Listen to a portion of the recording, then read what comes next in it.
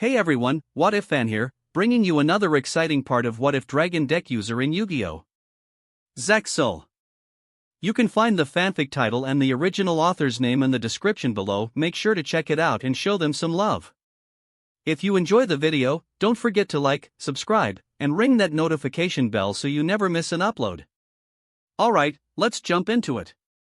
Chapter 16, Dual Coaster. The Butter Spy Warriors.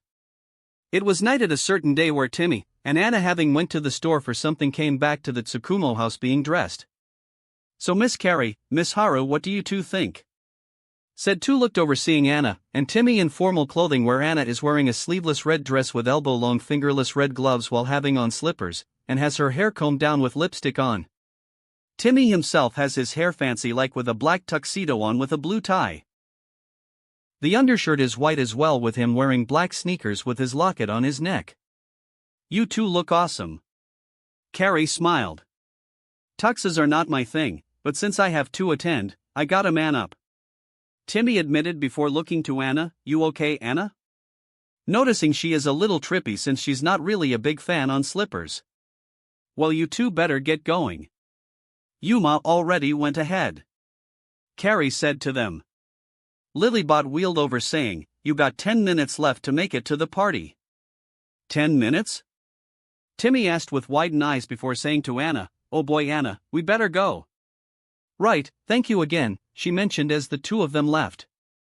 It took them a bit to make it in the time, and by the time they arrived they see Yuma and his friends were at the entrance being guided in by Nistro, while a guard sweat nervously. "Hey! Are we too late?" Hearing Timmy's voice, the nervous guard looked over along with Nistro and Yuma. Yuma only grinned to him. "No, Tim. You actually made it in time with Anna." "Glad to hear that." Timmy sighed in relief before taking out his invitation, handing it to the guard. "Here's my invitation, sir." The guard took it before nodding. "Enjoy the party, sir." He nodded as they all walked in the building. Timmy blinked, noticing Nistro. "Hey, aren't you that same guy that defeated Nelson?" I figured you remember me." Nistro grinned to him. "Don't worry about me today, I only vouched Yuma in when he forgotten his invitation." That made said boy grumble about incompetent guards. "Well, I'm off, be expected to face me in the finals, kid." "Same goes to you, Yuma." With that said, Nistro gave a grinning wave, walking off. Eek! Hearing a squeal, they looked, seeing Tori and Kathy made their way to Anna, amazed as Tori said with her eyes sparkling, "Oh my gosh Anna, you look beautiful. Where did you find a dress like that?" Kathy asked with a big smile. Anna's eyes widened as she blushed. "Oh, it's nothing special." "Ya kidding?" Tori asked, hearing that dress is a girl's dream to be beautiful. "Yeah, you really hit the jackpot," Kathy agreed. Timmy softly says to them, Hey girls, you're making Anna uncomfortable. Maybe get out of her personal space, please?" The two blinked before they stepped back, embarrassed, saying, "Sorry." "It's all right," Anna mentioned before looking around. "So, have you seen anyone else who qualified?" "Well, for one there's Shark, but he's a no-show." Yuma shrugged to them. Timmy blinked at that, recalling the duelist they encountered. "Shark, wasn't he that same duelist that doesn't talk much?" "Yeah. And guess what, I'm also a finalist." Yuma grinned, pointing to himself. "And Nistro, you can guess is one too." Timmy nodded, suspecting this will be a tough competition between powerful duelists, including Yuma. He's able to hold on by using pendulum summoning, which not many duelists in Heartland knows about, and thinks that soon Heartland City will be able to use it soon. "So who's in the finalists too?" Anna asked them, wondering. Tori made an angered face. "Quattro is a finalist too." "Quattro? The Asia champion?" Timmy asked, remembering him. "Yeah, and apparently he has history with Shark." Yuma nodded. "He also hurt two of our friends," Tori said with an angered face. "Hurt?" Timmy asked, surprised. "He used his numbers to hurt Caswell and Bronk." Kathy answered, recalling the slight conversation she had with Tori and Yuma regarding Quattro, and we found it out that Quattro was who Shark faced in the national duel circuit and made Shark cheat. Anna frowned hearing that. Hopefully one of you guys managed to beat him. But then there is Quattro's older brother Quentin, and Kite. Yuma added to them. Along with some guy called Vetrix. Vetrix? Timmy blinked hearing that. We don't know much about him, but he seems to be leading Quattro, Quentin, and Trey. Yuma made a frown looking down at the mention of the last name. Did something happen? Timmy asked seeing that. Trey, he was Quattro's little brother, and he was an awesome duelist. Yuma explained looking down, he was Quattro and Quentin's little brother, and I promised him to help his family. What do you mean? Timmy asked hearing that. Astral appeared before saying, it'd be better if I show you two what exactly happened. With that said, Astral meditated placing hands on Timmy and Anna's heads as their heads are flooded with memories. About a boy named Hart who was Kite's little brother being kidnapped by Quentin with Yuma, and Kite forming an uneasy alliance to rescue him against Quattro, and Trey who was a brown-haired boy in a medieval suit using a chronomaly deck with Hart giving his Barian power to Kite who summoned Neo Galaxy's Photon Dragon to obliterate the two brothers. Then upon seeing Astral with his crest, Trey challenged Yuma to a later duel that put Heartland City at risk with a powerful number called Chronomaly Atlantis, with Astral seemingly destroyed during the match, but despite that Yuma pulled a comeback and defeated Trey. Before he left, Trey asked Yuma to promise him to save his family, and gives him a heart piece before vanishing, and Yuma promises that leading to today. The two of them looked stunned seeing that. So yeah, I promised to help his family from whatever Vetrix is doing. Yuma said to them. Timmy looked determined, and nodded. Not just you. You got me to help you with that. Thanks, Timmy. Yuma smiled. Timmy nodded with a smile before Anna almost tripped, which Timmy quickly helps her, which Yuma blinked. Anna, you alright?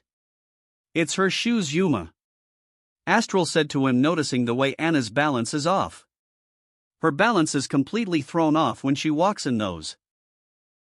Hearing that, Timmy frowned before saying, sit down, Anna. She sighed before sitting down. Reaching into his bag, Timmy pulled out a pair of Anna's regular shoes before slipping off the slippers, and helps her place her regular shoes on her feet.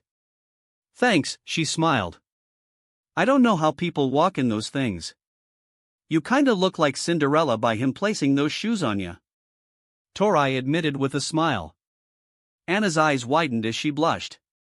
Timmy also blushed when he heard that before admitting, well, we are like the prince and Cinderella, right? Of course you are. Torai smiled. Well then. He stood up offering a hand to Anna. Would you like to dance with me, princess? Anna smiled. That sounds nice. Taking his hand, he helps her up before walking, starting to dance with Timmy having one arm on Anna's hip, and the other in her hand, softly dancing the waltz, which she notices. She smiled gently as they danced together. I didn't know you can dance like this, Anna. Timmy admitted to her. I've practiced before, she admitted, only to frown. Timmy, are you okay? That made her boyfriend look confused. Competing in this tournament, it isn't bringing back any painful memories, is it? She asked him gently. Not really. He admitted to her, recalling all the memories in his times in tournaments. Whenever I enter a tournament like this, I usually think of having fun, and if I lose, then not a big deal. That's true, cause whenever he enters a tournament, he always looks forward to facing strong opponents and having fun in his matches. The prize for the tournaments don't really matter to him as long as he has fun and face tough duelists, then that's all he wanted. If he does win the prize, which was commonly money, he would just give it away to charity instead of keeping it. That was before he had to move in with his parents, which pretty much his dueling career limited, and him entering tournaments a not allowed thing. The money he does keep that he plans to donate, were pretty much forced him to keep by his parents. But overall, no bad memories about tournaments for him. That's good. Anna smiled softly. They kept dancing with smiles before the record was scratched, and they looked, seeing someone running from guards colliding into the cake, which made frosting fly everywhere, including Mr. Heartland, who just arrived looking really annoyed, but the chase continued with Yuma. Timmy, seeing this, laughed. Now that's one way to have a party. Taking some frosting off his cheek, he licks it off. Always good to have cake in whatever form. True. Anna chuckled. Well, I'm hungry. Wanna grab some pizza? Timmy asked her with a smile. That sounds like a plan to me. Anna smiled. With that, the two had fun despite the chase going on, having pizza together. Overall best party night. The next day, Timmy was in front of a mirror in his normal clothes readying. Today is finally the day. The finals of the World Duel Carnival are now here, and Timmy was making sure he's ready for the big day that is to where a champion will be decided today. As he was readying, Anna, who he didn't notice, wrapped her arms around him, which made him jump, startled from not noticing her before. Good luck, Timmy, she smiled gently. Timmy smiled back before getting out his heart piece with a smile before placing it in his bag as they walked together to the arena where the finals take place. When they arrive, they see a lot of duelists, and a really large crowd as they're cheering with fireworks, cheerleaders, circus stars, and whatever else. Timmy swallowed nervously since this is his true first time into a real big tournament like this. Anna gently squeezed his hand before he walked over to the other finalists.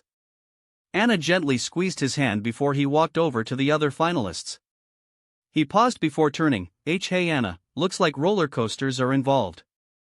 Do you want to join me? I'm not sure I'm allowed to, she pointed out. I'm not in the tournament after all. Well, I mean, I think as long as you're just a guest it might be allowed, he asked, suggesting. We can ask. Anna mentioned. They walked together to where they are, and they heard, hey guys. Looking over, they find Yuma with a grin running over, and grinned, glad to see you're here. Yeah, though this is my first time in a tournament like this. Timmy admitted. You and me both. Yuma said to him. Hello, dueling fans, they hear Mr. Heartland's voice probably announcing the rules. Welcome, ladies and gentlemen, to the World Duel Carnival Finals. Everyone cheered before Mr. Heartland grinned, announcing, we'll start with the Skyscape section. The duels will be held all across the city with the aid of the duel coaster. Tracks are all around the city. As Timmy looked around seeing the coaster cars around, as Yuma asked him, hey Tim, you ever ride a duel coaster before? Timmy in truth never did. He turned to Anna, does riding on your rocket count, Anna? I don't think so, she admitted. The three head down as Mr. Heartland announced, it's the moment you duel devotees have been waiting for. Our 23 finalists are ready to use all their knowledge and skills in the ultimate test of dueling agility. He then added to them, but only one of them will emerge as our first World Duel champion ever. The crowds cheered at that as Timmy said to that, 23 huh? So including myself, that means I have 22 opponents left. 21 opponents. Yuma mentioned. We'll both make it to the finals together. Assuming we both don't encounter each other before then. Timmy admitted. I guess that's true. Yuma nodded as they turned to hear how the finals would work. Before then, Timmy felt a shift while Yuma and Astral blinked as Astral asked Yuma, what was that? Timmy looked around before noticing someone, it's him. Curiously, they looked over, noticing Kite as they're looking intently at someone. Kite. Yuma whispered. Timmy, if you duel him, be careful around his Neo Galaxy eyes. Astral told him seriously. Timmy nodded to him, K will do. Well, besides Kite, it's so cool seeing all these duelists here. Yuma grinned looking around, these really are the greatest duelists in the world. I can't wait to defeat them all. Remember, we will be facing many unfamiliar opponents whose style and tactics we know nothing about. Astral reminded him, during our duels, we must be prepared for anything. Why should we be worrying? Yuma grinned to him, they're the ones that gotta duel me. Well, I'm only looking forward to having a good time rather than winning. Timmy admitted with a smile, so Yuma, let's try to make it together in the finals. He offered a hand for Yuma to shake. Yuma grinned, taking his hand. Sounds like a plan, Timmy. Now, the moment we've all been waiting for is here. Mr. Heartland announced as they looked to them. Finalists, take your places in the coaster cars. At that, they all walked as Timmy and Anna head to one, only for a guard to stop them. Sorry, finalist only, you're gonna have to stay back. Oh, it's no worries. She's with me. As long as she doesn't duel, she would be fine, okay? Timmy asked with a smile. The guards looked at each other before one called on a phone, "Mr. Heartland, sir. There's a finalist wanting to bring a guest." After talking on the phone, he hanged up before saying, "All right, she's free to come with you. But don't make her duel for ya, little boy." He nodded as he sat down, patting the seat beside him with a smile for Anna to take. Anna sat next to him gently. "Like your dual tabs to the central coaster computer." Mr. Heartland announced all the finalists, and get ready to battle. Timmy activates his dual disc while readying his dual gazer, with Anna readying hers as well as the computer said, "Augmented reality vision link established." With that said, Mr. Heartland grinned, explaining, "And now, it's time to put all the dual coaster cars into gear. The heart piece you collected from your previous duels will act as the ignition key for your individual coaster car." "Oh, so that's what they're really for," Timmy said, realizing that, like how the locator cards for Battle City acted as the map where the finalists will go, the heart piece act as the key to where the next part of the carnival will take place. "That makes sense." Anna nodded. "Just place it in the ignition pad and you'll be ready to roll," Mr. Heartland called. Timmy at that takes his bag, taking out his heart piece, and placed it in the shaped slot. When he did, they feel the coaster car they're on powering up, ready to ride. Anna smiled before gently taking his hand. He smiled before a detailed map popped up showing the entire city. Spell and trap markers? This is gonna be super complicated. Timmy frowned seeing this. "Just stay calm, you'll be okay," Anna reassured him. He nodded with a smile before they noticed a few cars down. Yuma looked really upset, which Timmy blinked. "What's wrong with Yuma?" "I don't know, should we go check?" Anna asked. "I would like to, but our car will speed off when we get off." "We'll have to ask him when we meet up," Timmy said to her. "Where do you think should we go?" Anna asked him. "I don't know, but I hope a good dash." Hearing a beep, seeing they passed a spell marker. "Spell effect, Pot of Greed," the computer said as the card appeared in front of them. "Draw 2 cards. Timmy blinked as he drew 2 cards at that. "Well, that certainly explains it. But still doesn't solve most confusion." Looking over at the map, he checked over, "Okay, probably this way. And hang on, Anna, this might get bumpy." "I'll be okay," she mentioned. Within the next hour, they rode around passing lanes and markers, along with seeing duelists being beaten left and right. Timmy himself hasn't engaged in a match yet, and was actually glad of that, cause he wouldn't really think of managing to have a good time if he doesn't really understand how this whole dual coaster thing works. But over the next hour he had been managing. Suddenly Timmy froze, feeling something, and turned over, seeing a kid in a silver mask showing only one eye, and a braid light green hair, wearing a blue fancy suit, was looking at him with a clear smirk before speeding off. Anna notices Timmy is looking unfocused. "Timmy, what's wrong?" Anna asked him. Huh? Timmy asked, blinking before saying, Sorry. I got this really weird vibe." "Are you sure you're okay?" She frowned, seeing that. "Positive," Timmy assured with a smile as they pass through an underground segment for another 10 minutes before they hear a beeping on the map. Curious, they looked at the map. A lane was at the side with a marker saying, "Dual Field." "Dual Field, I guess this is where we get off," Anna suggested. Timmy nodded in agreement as they head off, entering the field where they see what looks like a ruined city was around as the coaster stopped nearby before another coaster stopped where the occupants stepped off. Who was on the second coaster was Dextra. /N, Bopdog 111. I know that Dextra would be against Vetrix at this point, but Timmy had barely defeated Kite, so Dextra would want to avenge her crush's defeat, and plus I personally feel like Vetrix blanking her memory was unneeded. Timmy flinched, seeing her glare at him. "Oh, and it looks like young Timothy Wixon has landed in the remains of the field spell, Overclocked City," Mr. Heartland announced as a field spell card emerged. Overclocked City. Field spell card.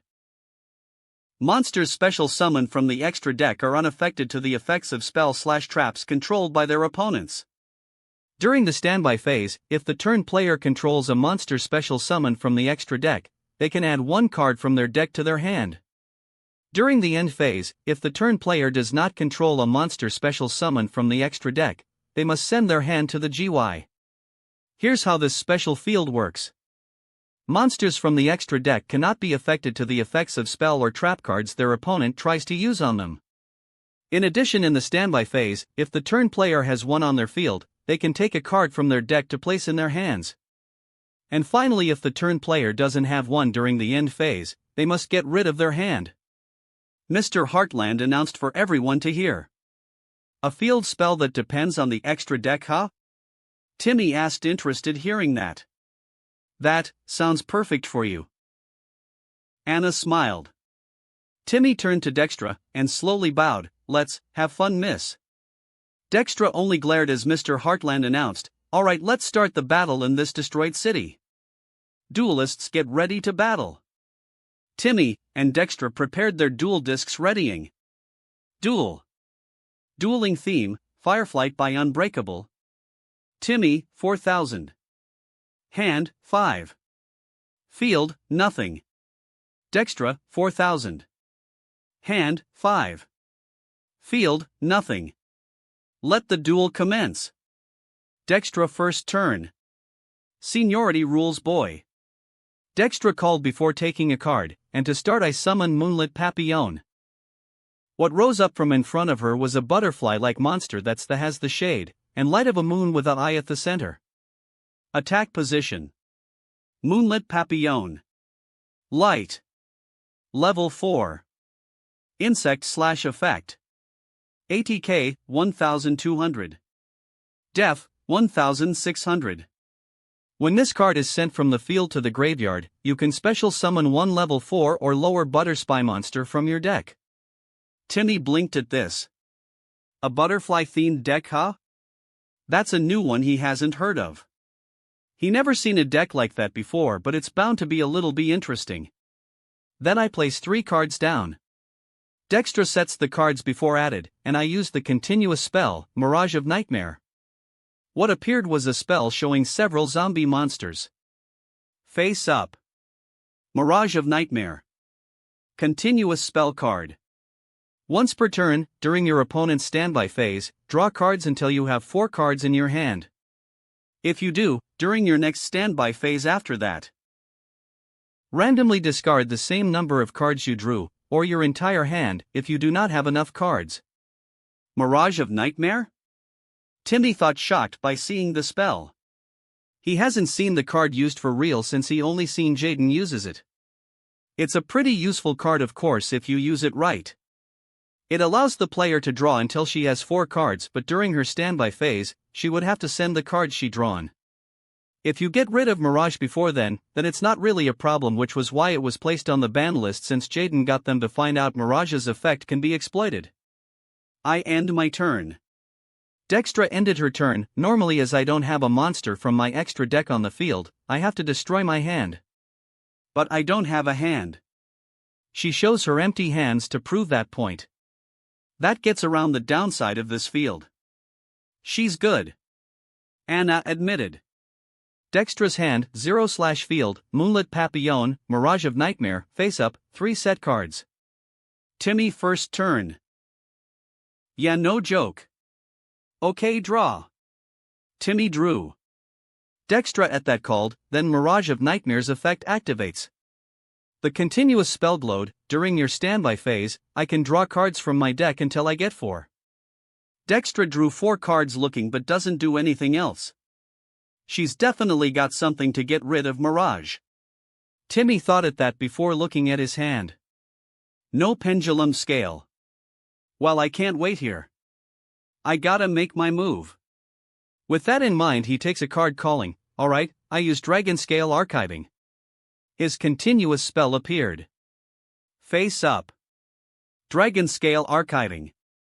Continuous spell card. When this card activates, place 2 Dragon Archiver monsters with different names from your deck in your pendulum zones. For the rest of this turn after this effect resolves, you can only special summon once. Once per turn, when a Dragon Archiver monster on the field activates its effect, the player that activated that monster's effect gains 1000 LP. You can only control 1 Dragon Scale Archiving. When this card activates, I can place 2 Dragon Archivers from my deck to my pendulum zones as long as their levels are different. Timmy explained to Dextra. Perfect. Dextra thought, hold that thought, I use Double Cyclone. Double Cyclone. Quick play spell card. Target one spell/trap you control and one spell/trap your opponent controls, destroy them.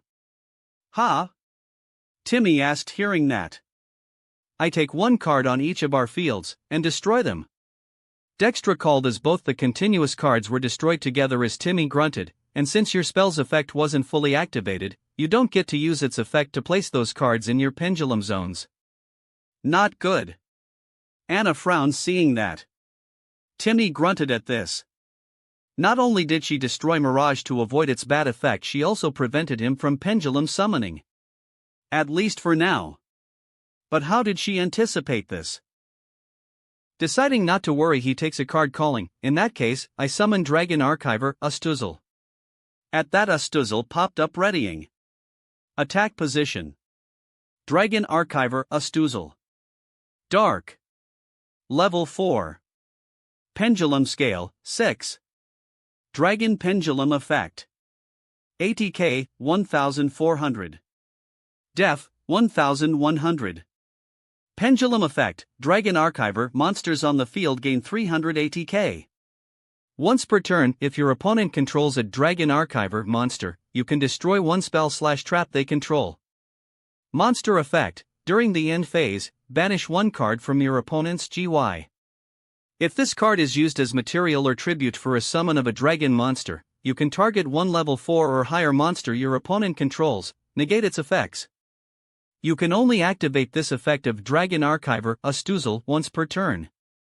And now Astuzel attack Moonlight Papillon. Astuzel charged in at the butterfly who stared before Dextra called, I activate the trap, Butter Spy Protection.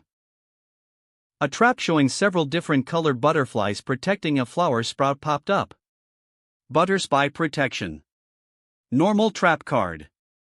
Target one face-up attack position monster on the field, change it to face-up defense position, also any damage you take for the rest of this turn is halved.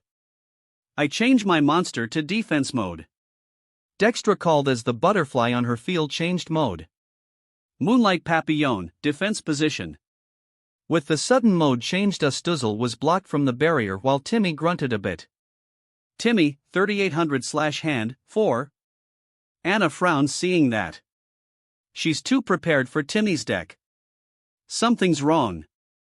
Timmy with no other choice sets a card, I place one card down, and end my turn. The mandatory effect of Astuzel banishes Butter Spy Protection from your graveyard. Said trap in Dextra's graveyard vanished. That's not the only thing being gone. With no extra deck monsters on your field, you have to get rid of your hand. Timmy grunted looking at his hand at the woman's words. With no other choice, he sends the 3 to the graveyard. Oh boy, Duel fans, Dextra had not only prevented Timothy from using his greatest skill, she also avoided that attack and destroyed his hand. Mr. Heartland announced to the audience, it is safe to say that Dextra is too good for him. Either that, or she knows what I'm doing. Timmy thought at that. Timmy's hand, 0/field, Dragon Archiver Astuzel, attack position, 1 set card. Timmy, 3800. Hand, 0. Field, Dragon Archiver Astuzel, attack position, 1 set card. Dextra, 4000. Hand, 4. Field, Moonlight Papillon, defense position, 1 set card. Dextra's second turn. My turn, draw. Dextra drew looking before saying, I summon Swallowtail Butterspy. What popped up was a female warrior having 2 blades in her hands with orange butterfly wings flying beside Moonlight Papillon. Attack position. Swallowtail Butterspy. Dark. Level 4. Warrior/effect. ATK, 1800. Def. 1200. When another monster you control inflicts battle damage to your opponent, target one face-up monster your opponent controls, it loses ATK equal to the battle damage inflicted. Then I use the effect of Blue Mountain Butterspy in my hand. Dextra called, revealing a second card. When I normal summon a warrior, I can summon this card from my hand. What rose up was a blue version with twin-bladed daggers. Attack position. Blue Mountain Butterspy. Dark. Level 4. Warrior/Effect. ATK 0. Def 1700. Cannot be normal summon/set. When you normal summon a warrior monster, you can special summon this card from your hand. Cannot be used as synchro material. 3 level 4 monsters. Anna frowned. And now I overlay level 4 Blue Mountain and Swallowtail. Dextra called as the two glowed flying in the overlay network. With these two monsters, I build the overlay network. The overlay network shattered, revealing the monster. Butterfly Assassin touched with the Galactic Knight. Dance in the Eternal Darkness. XYZ Summon. Come, Photon Alexandra Queen. What rose was a female warrior outfitted with hot pink butterfly wings and large claws readying to fight. Attack position. Photon Alexandra Queen. Light. Rank 4. Warrior Effect XYZ. ATK 2400. Def 1200. 2 level 4 Butterspy monsters. You can detach one XYZ material from this card, return all monsters on the field to the hand, then inflict 300 damage to each player for each card returned to their hand. Oru 2. Wait, Photon? Timmy asked, hearing that, remembering the only duelist who uses them. Anna's eyes widened. Wait, you're working with Kite? Indeed I am. I also knew you were the duelist that defeated him. Dextra confirmed, glaring at Timmy. Oh, is he all right? Timmy asked her. He's looking forward to crushing you when you face him again, but in the meantime I will avenge his loss that you gave him. Dextra declared to him. Anna blinked, hearing that, before her eyes widened. That, oh. Anna? Timmy asked her, hearing that. What is it? Anna was looking at Dextra. You're trying to avenge Kite, because you have feelings for him, right? Timmy looked toward Dextra, surprised, while said woman turned a little red but still retained her stare at this before nodding to confirm it. That explains a lot. Anna admitted. Oh. Now realizing what's going on, Timmy turned to his opponent. Miss Dextra, I didn't mean to do that to Kite, it just, to be fair, he tried to attack me, and take my soul. I know. But it doesn't change what I'm feeling. Dextra said to him with a glare. Then she said, do you know why he's doing this? Cause of his brother? Heart? Yeah, Yuma told us about him. Timmy answered at that. Kite doesn't care if his life's in danger, he would rather see his brother healthy and well. Dextra explained to him, and collecting the numbers are a way to do it. Heart's life is barely hanging by a thin thread, and Kite's killing himself to get them as best as he can. He's dying? Timmy asked in shock, hearing that, looking down, recalling what Yuma and Astral told him happened to Heart. His photon transformation. Dextra explained to him, it negates the effects the numbers have a person's body, but the more he uses it, the more damage it will deal with his body. He is reaching his limit with this tournament going on, but he doesn't care. He would rather see his brother fully recover than take care of his health. She looked down at this, it's why I find him great. Other reasons is that he's a really powerful duelist, and no matter the obstacle he always managing to win. She then glared at him, until you fought him, and defeated him. You made him think he's not strong enough to help Heart. What do you have to say about that? Timmy flinched, and being completely honest, he felt like he deserved it. He didn't know who Kite was before, but now that Dextra was telling him everything, he feels really terrible about beating Kite in his match with him if all he was doing was collecting the numbers without caring for the effects his body is taking from the photon transformation, and only caring for his brother's health recovering. He looked down with shadows over his eyes before he said to Dextra, you're right. Dextra and Anna looked at him before he said, about me having no right to say anything about this. But me and him are more alike than you might think. Timmy. Anna whispered. A couple years ago, I only lived with my grandmother. She was all I had who cared for me. Timmy said to Dextra, who looked surprised. He continued his part, explaining to her, she had several problems with her health, but like Kite she didn't care. She only wanted me to be happy, and have a peaceful life. Even if she takes money out of her checks to pay for her medical bills, she takes them to instead make sure I'm happy." He looked down as tears billed in his eyes. "I didn't know she was using her main money for my happiness. She won the court battle to win custody of me, and wished for me to be helpful. And be a normal kid instead of a snob." His shoulders start shaking as he said that, trying to keep his emotions in. "When she died, I don't know what else to do. The next years were the worst in my life. My parents, they tried to undo everything she done, to make me their image." His eyes closed tight as tears escaped. "They failed, but the memory of what they done is too hard to forget. A darkness almost swallowed me whole. But then..." He turned to his girlfriend, Anna. "She rescued me from that same darkness that threatened to take me." He looked down. "My grandmother, she's gone, but I will still live on. And with the hopes that I will prevent others from being separated with all they care about."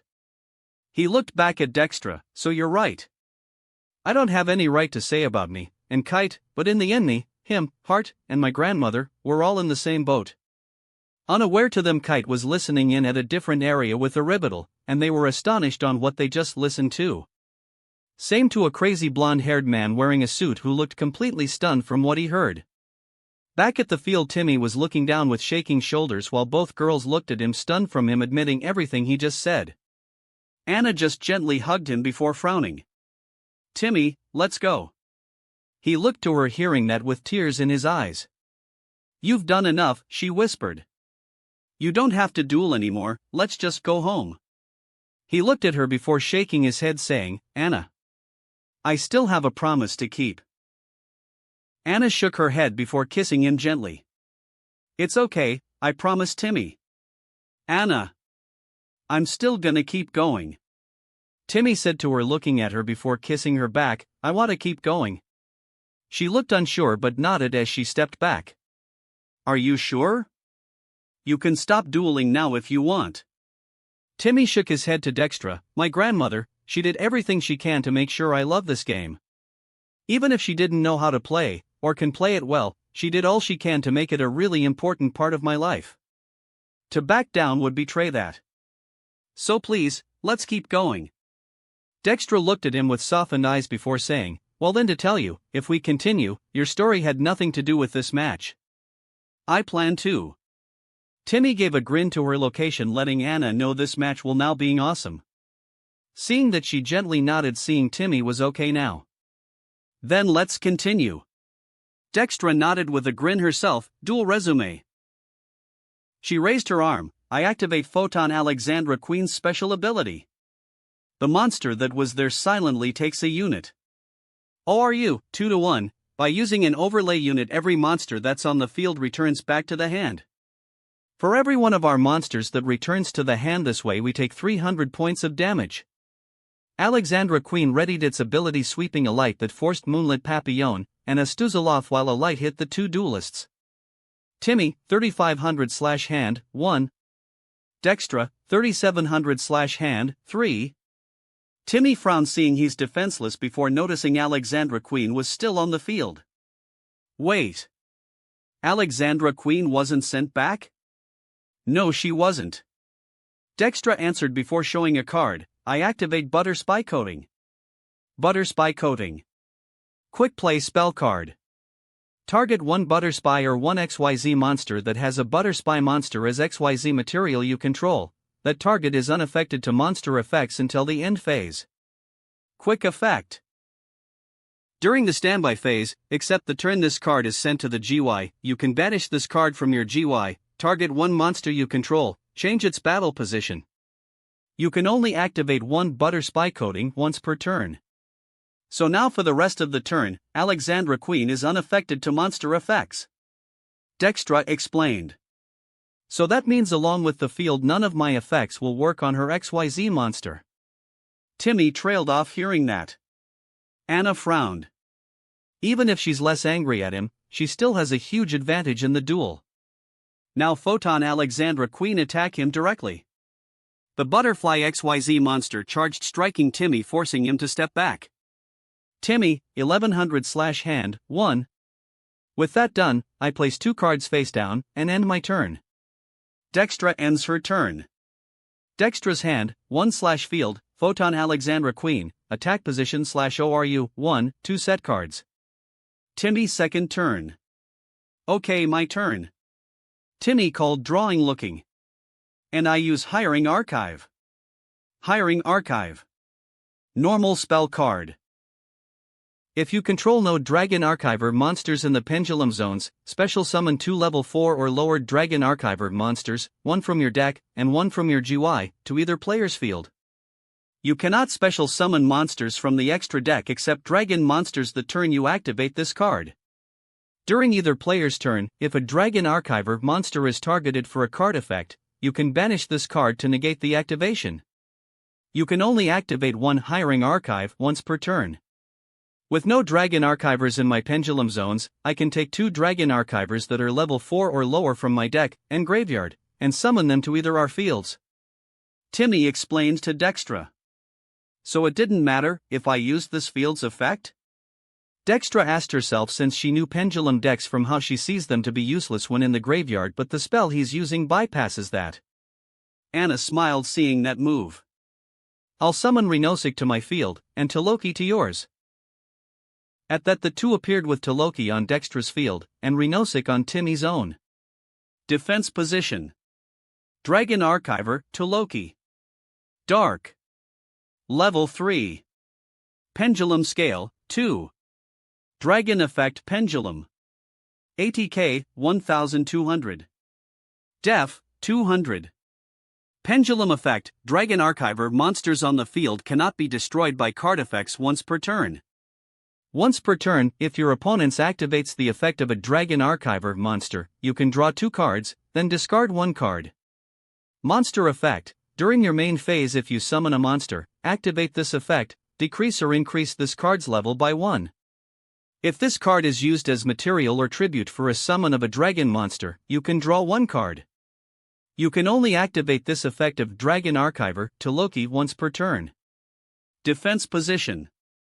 Dragon Archiver Renosic. Dark. Level 3. Pendulum Scale, 3. Dragon Pendulum Effect. ATK, 1100. Def, 1600.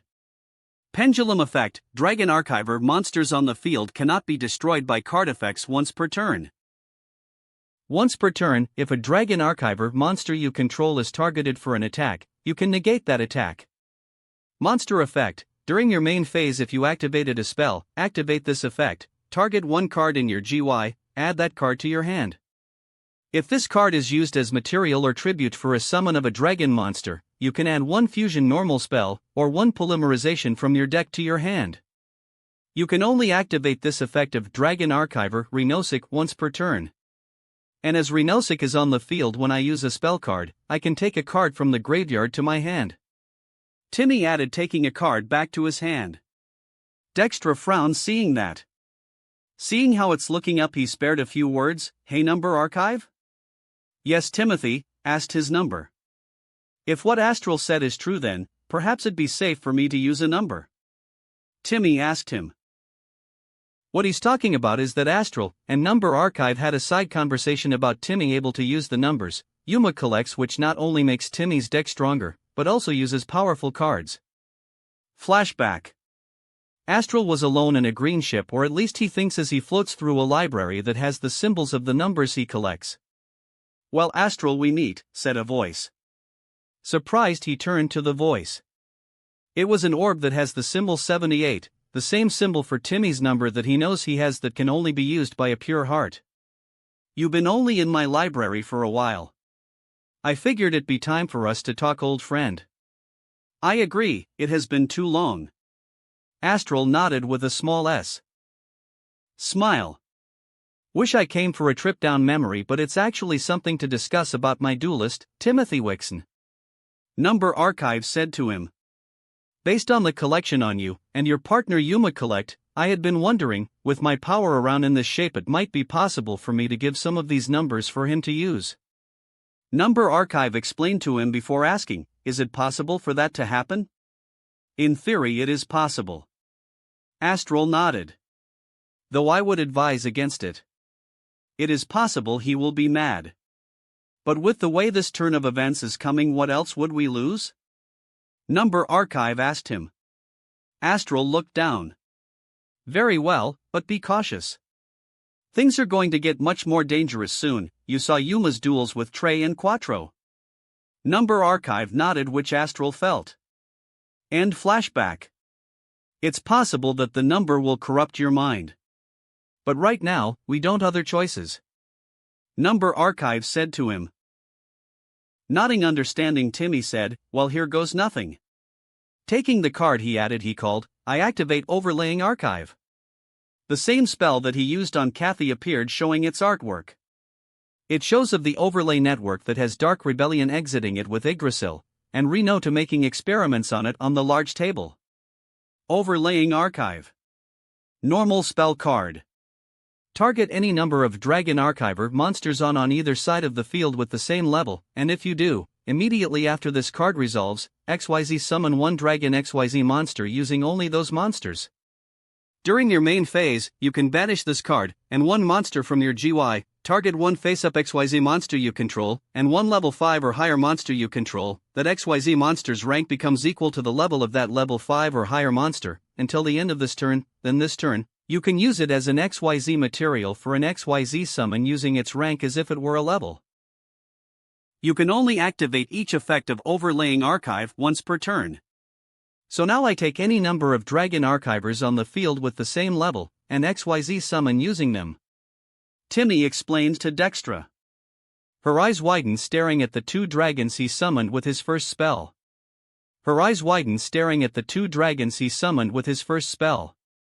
To Loki and Renosic glowed, flying in the overlay network. The archives of the dragons focus on studying the streaming vapors. And now the dragon that sleeps in the darkened ocean is ready to tighten its grip. XYZ summon. Rank 3, number 17, Leviathan Dragon. What rose was a sealed form before it unfurled, revealing a blue-scaled serpentine dragon that has two horns on both sides of its face, with one having a yellow 17 on it. It also has 3 sets of arms, each shaped as fins roaring. Attack position. Number 17, Leviathan Dragon. Water. Rank 3. Dragon Effect XYZ. ATK, 2000. Def, 0. 2 level 3 monsters. Cannot be destroyed by battle, except with a number monster. Cannot attack directly unless it has material. Once per turn, you can detach one material from this card, it gains 500 ATK. Oru, 2. What? Dextra questioned in shock. That number was in his possession, not yours. It's complicated. Timmy added to her. After a few seconds he feels nothing, which made him blink. Leviathan Dragon isn't trying to take me? No, and none of them will, a familiar voice said into his mind. He blinked at that. Was that you, Number Archive? Yes, but right now you should focus on this duel. Number Archive told him. Nodding, Timmy turned back, calling, the effects of Renosic and Taloki activate. The overlay units on Leviathan Dragon glowed as he said, since they're used to XYZ summon a dragon, I can use their optional effects. First, Taloki allows me a draw. He drew before adding, then Renosic takes a fusion card to my hand. He adds Archiver Fusion at that, showing it to Dextra, then I activate Leviathan Dragon's ability. Leviathan Dragon takes an overlay unit in his mouth, roaring. It allows him to gain 500 points. Timmy called. Leviathan Dragon, ATK, 2000 plus 500 is equal to 2500. And now Leviathan Dragon attack with Shock Stream Blast. Leviathan Dragon charged a blast, firing it at Photon Alexandra Queen, who stood ready as Dextra called to him. I activate the trap, half shot. Half shot. Quick play spell card. Target one face-up monster on the field, it cannot be destroyed by battle this turn, also its ATK is halved until the end of this turn. I take one monster on the field, and cut its attack points in half to protect it from battle this turn. Alexandra Queen, ATK, 2400/2 equals 1200/ cannot be destroyed by battle. The blast hit, striking Alexandra Queen while Dextra stepped back, feeling the hard force. Dextra, 2400/hand, 1, but Alexandra Queen is still standing after brushing off her shoulder. Anna blinked. Why did she do that? It's 'cause of the field overclock city, Anna. Timmy explained to her. She would have used it on Leviathan Dragon, but since Leviathan Dragon is summoned from the extra deck, and she's its opponent, half shot would do no effect on it. Oh yeah, the field. Anna nodded. That explains why she didn't win just then. Most duels don't start with a universal field spell, to be fair. Timmy nodded in agreement. Dextra at that said to her, it takes more than that to win a match. Setting a card, Timmy said, well, show us more, Miss Dextra.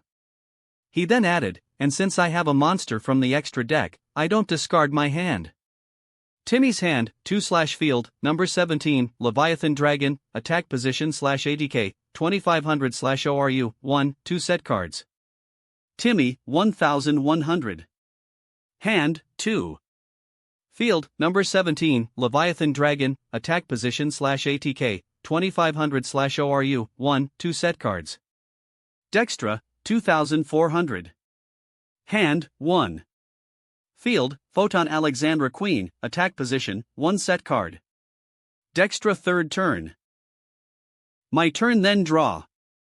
Dextra drew before calling, and the effect of Overclock City activates.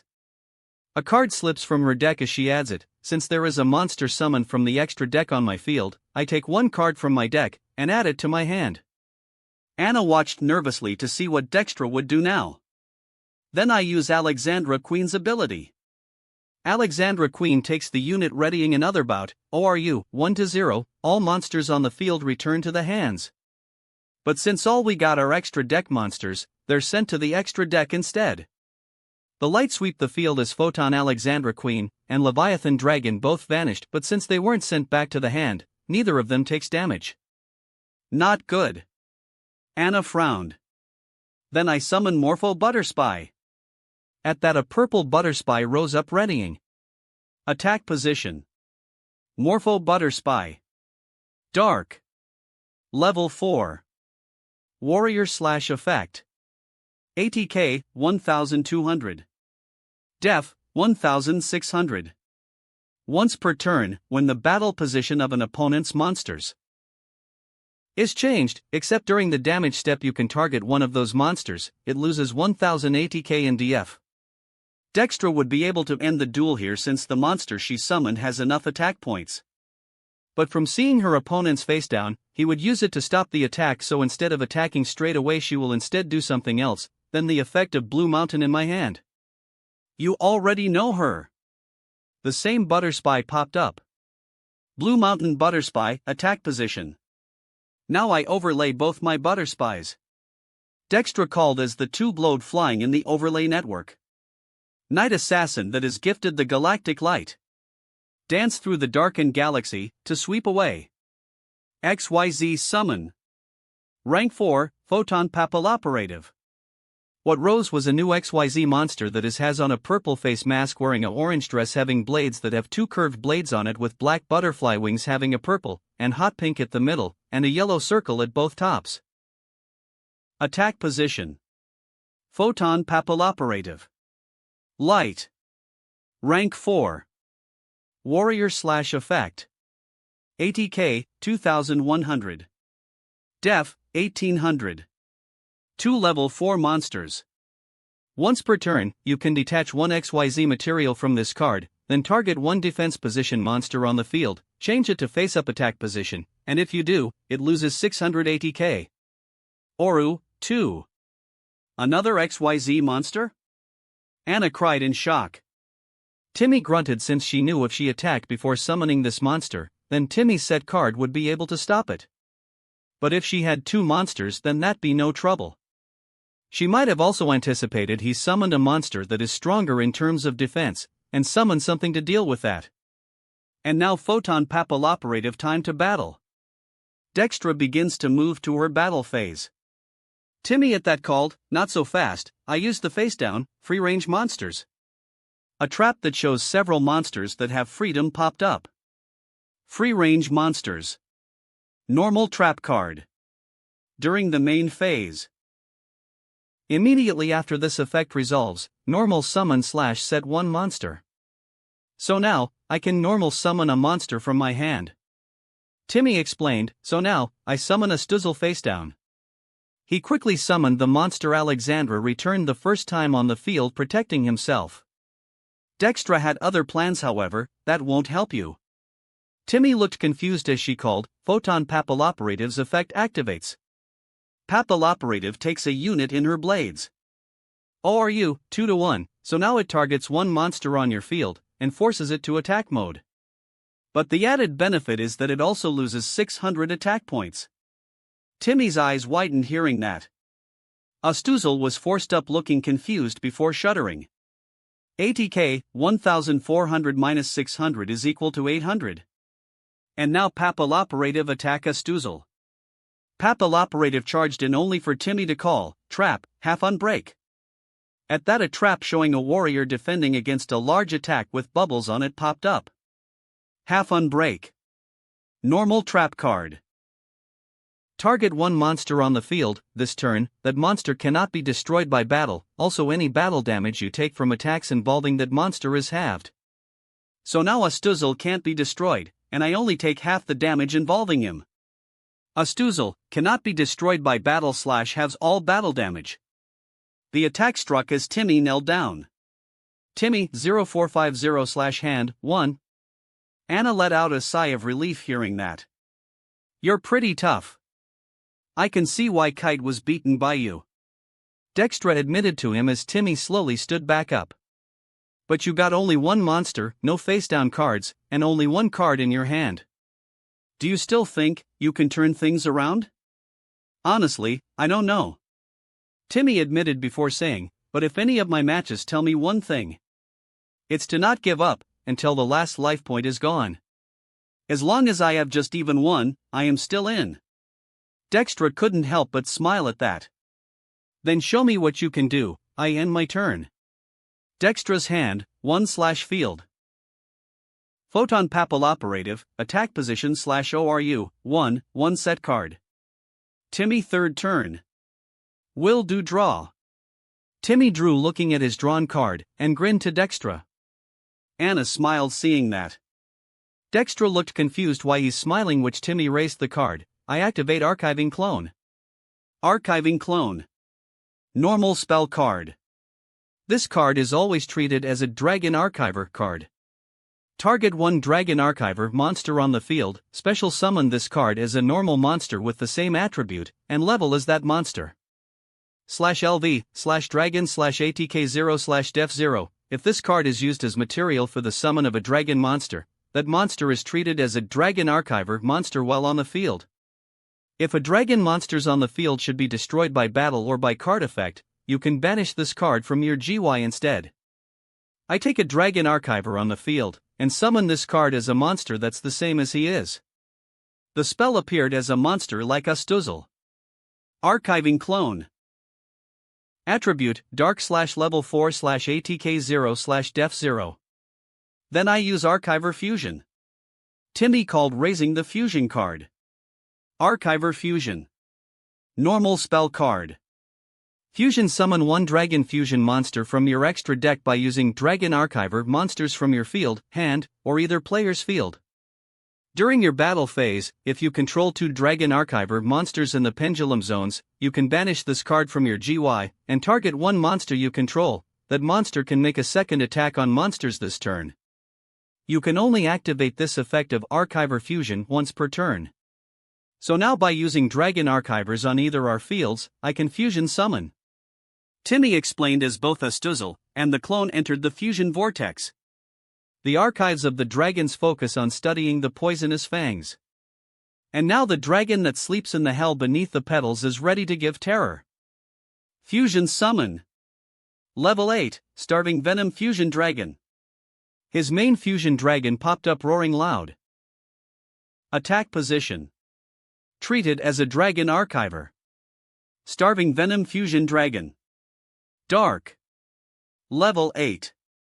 Dragon Effect Fusion. ATK, 2800. Def, 2000. Two dark monsters on the field, except tokens.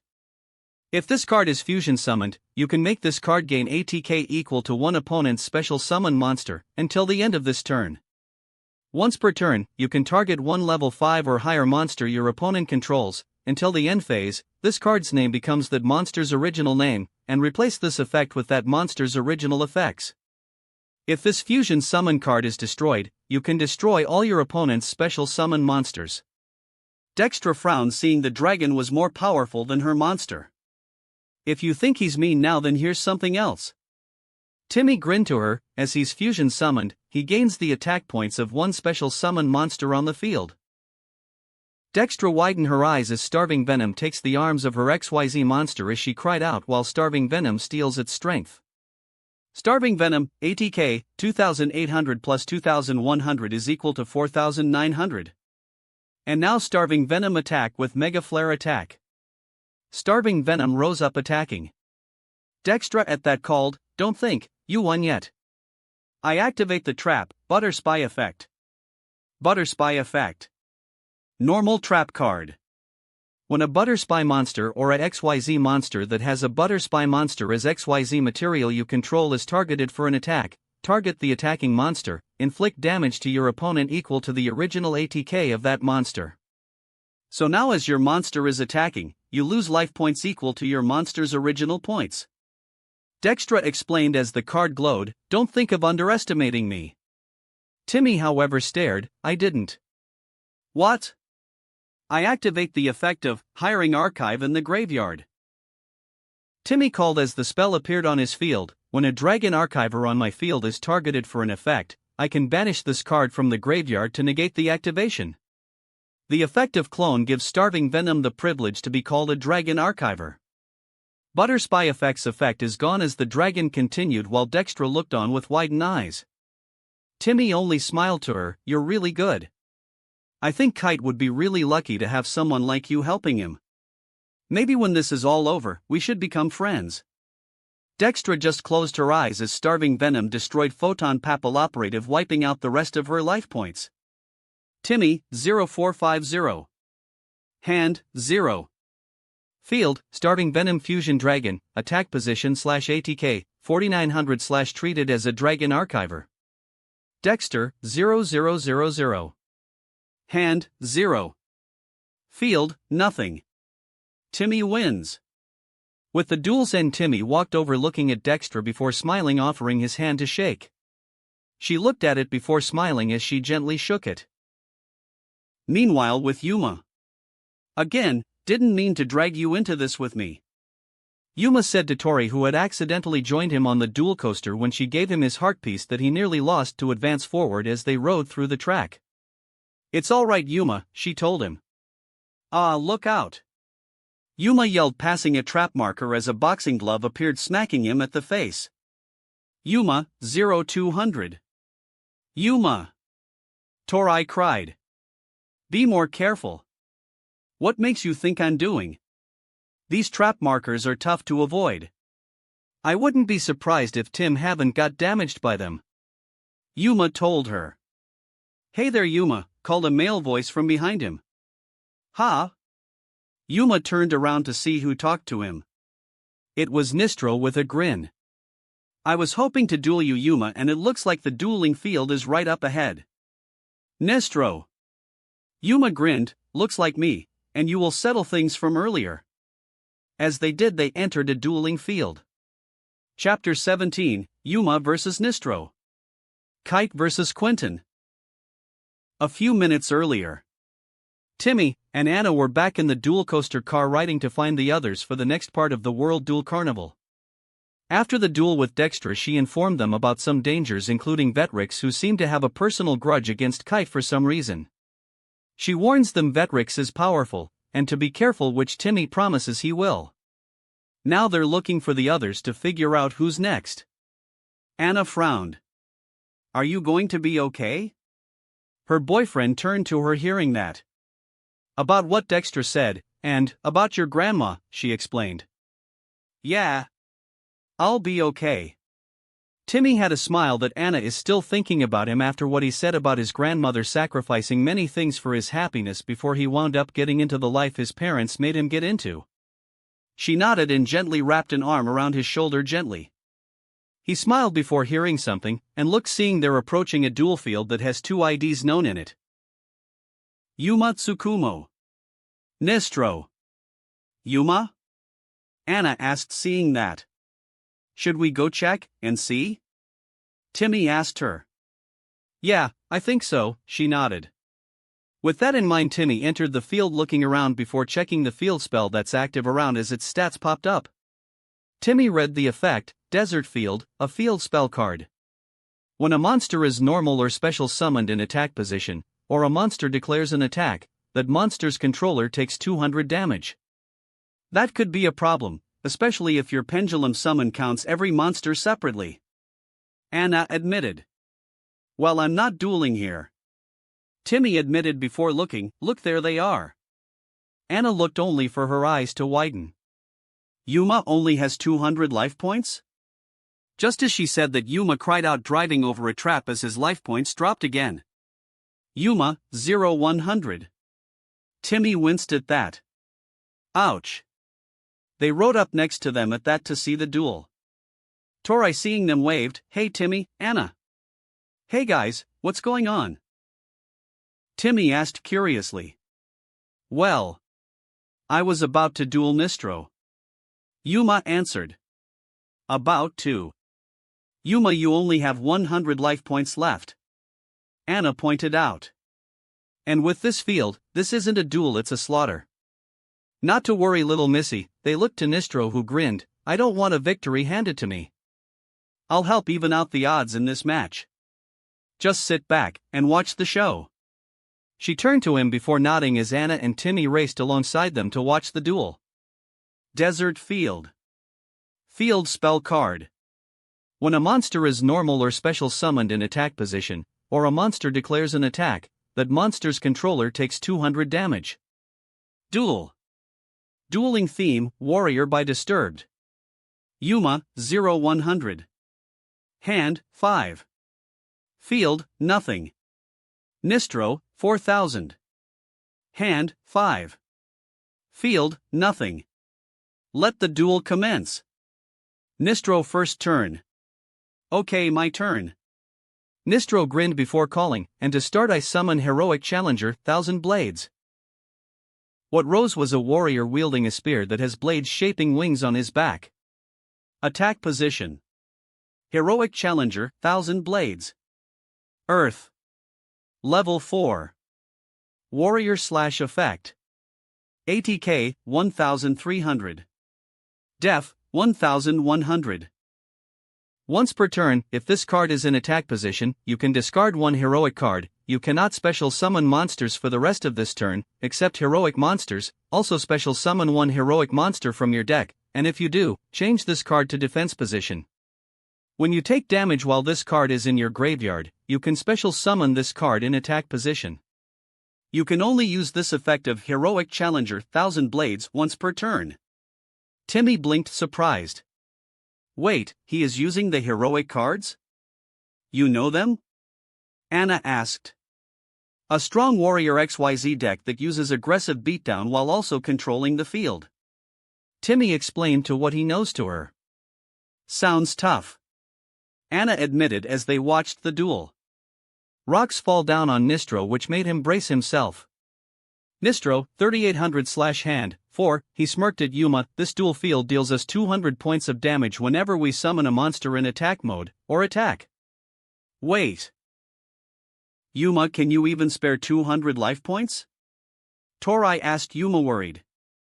Yuma pointed to his life point counter that appeared. What does it look like? Yuma, 0100/hand, 5. Well now, I'll discard a card to summon Heroic Challenger Extra Sword. Nistro smirked, discarding a card before a card ejected from his deck, allowing him to take it, summoning it, which rose, showing a second warrior holding 2 swords. Attack position. Heroic Challenger Extra Sword. Earth. Level 4. Warrior / effect. ATK, 1000. Def, 1000. An XYZ monster that was summoned using this card as XYZ material gains this effect. When it is XYZ summoned, it gains 1000 ATK. More rocks fall on Nistro, who braced himself. Nistro, 3600/hand, 3000 sword, then kneeled down in defense. Defense position. He has points to spare, but Yuma doesn't. Anna frowned. Then, as I have 2 warriors on the field, I can summon Heroic Challenger Morningstar. Nistro added as a 3rd warrior popped up, having spiked armor and a Morningstar chain mace. Attack position. Heroic Challenger Morningstar. Earth. Level 4. Warrior/effect. ATK 1500. Def 1300.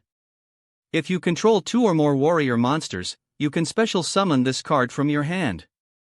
If this card is normal or special summoned, you can add 1 heroic spell/trap from your deck to your hand. If this card is in your GY and your LP are 500 or less, you can special summon this card, but negate its effects. You can only use each effect of Heroic Challenger Morningstar once per turn. More rocks fell on Nistro, who braced himself. Nistro, 3400/hand, 2, then as Morningstar is summoned, I take a heroic spell or trap card, and add it to my hand. He adds a trap card, adding it before calling. Next I overlay level 4 Morningstar, extra sword, and 1000 sword. The 3 glowed, flying up in the overlay network, entering it before shattering. When pursuing warriors, charge deep in the field of battle, they will find that beyond the road leads to the free will of righteousness. XYZ Summon. Rank 4, Heroic Champion, Kusanagi. What rose was a large warrior wearing Japanese-themed samurai armor readying. Attack position. Heroic Champion, Kusanagi. Earth. Rank 4. Warrior effect XYZ. ATK, 2500. Def, 2400. 3 level 4 warrior-type monsters. Once per turn, during either player's turn, when a trap card is activated, you can detach 1 XYZ material from this card, negate the activation, and if you do, destroy it, then this card gains 500 ATK. Oru, 3. Another bout of rocks fell down, striking Nistro, who braced himself. Nistro, 3200/hand, 3. This is bad, Yuma. Torai frowned nervously. Nistro only smirked. It gets worse. Since I used extra sword to XYZ summon, Kusanagi gains 1000 attack points. Kusanagi powered up a bit at that with a grunt. Kusanagi, ATK, 2500 plus 1000 is equal to 3500. Yikes, give me a break, Nistro, I'm at my last leg already, and I haven't even taken my turn yet. Yuma cried out in shock from seeing this. You have yourself to blame for getting me motivated to beat you, Yuma. Nistro smirked before placing 2 cards down. Well, I'm done now. I place 2 cards face down to end my turn.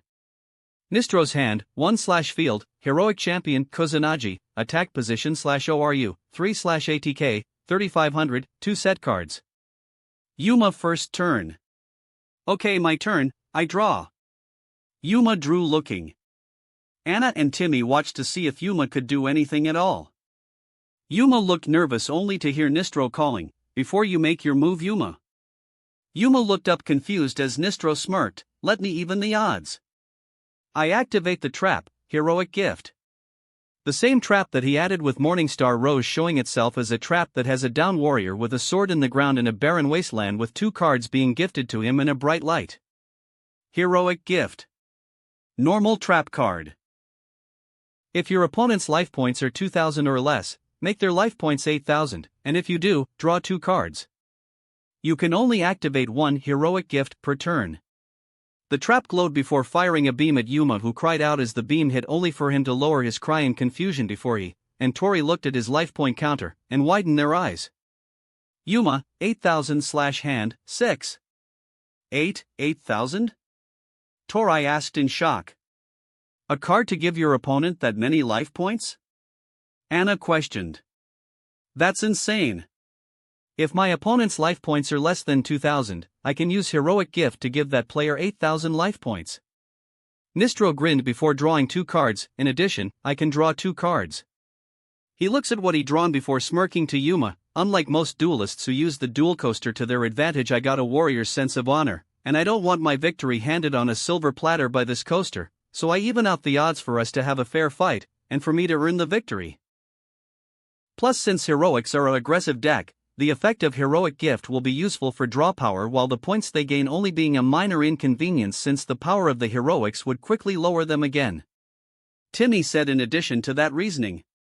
While it gives Yuma options, the question is what he does now. Anna pointed out. Yuma looked at his hand, now having a clear road. Okay Nistro, you want my best, you got it. Taking a card he called, I start by summoning Gagaga Magician from my hand. At that the magician rose up readying. Attack position. Gagaga Magician. Dark. Level 4. Warrior/effect. ATK 1500. Def 1000. Once per turn, you can declare a level from 1 to 8. This card becomes that level until the end phase.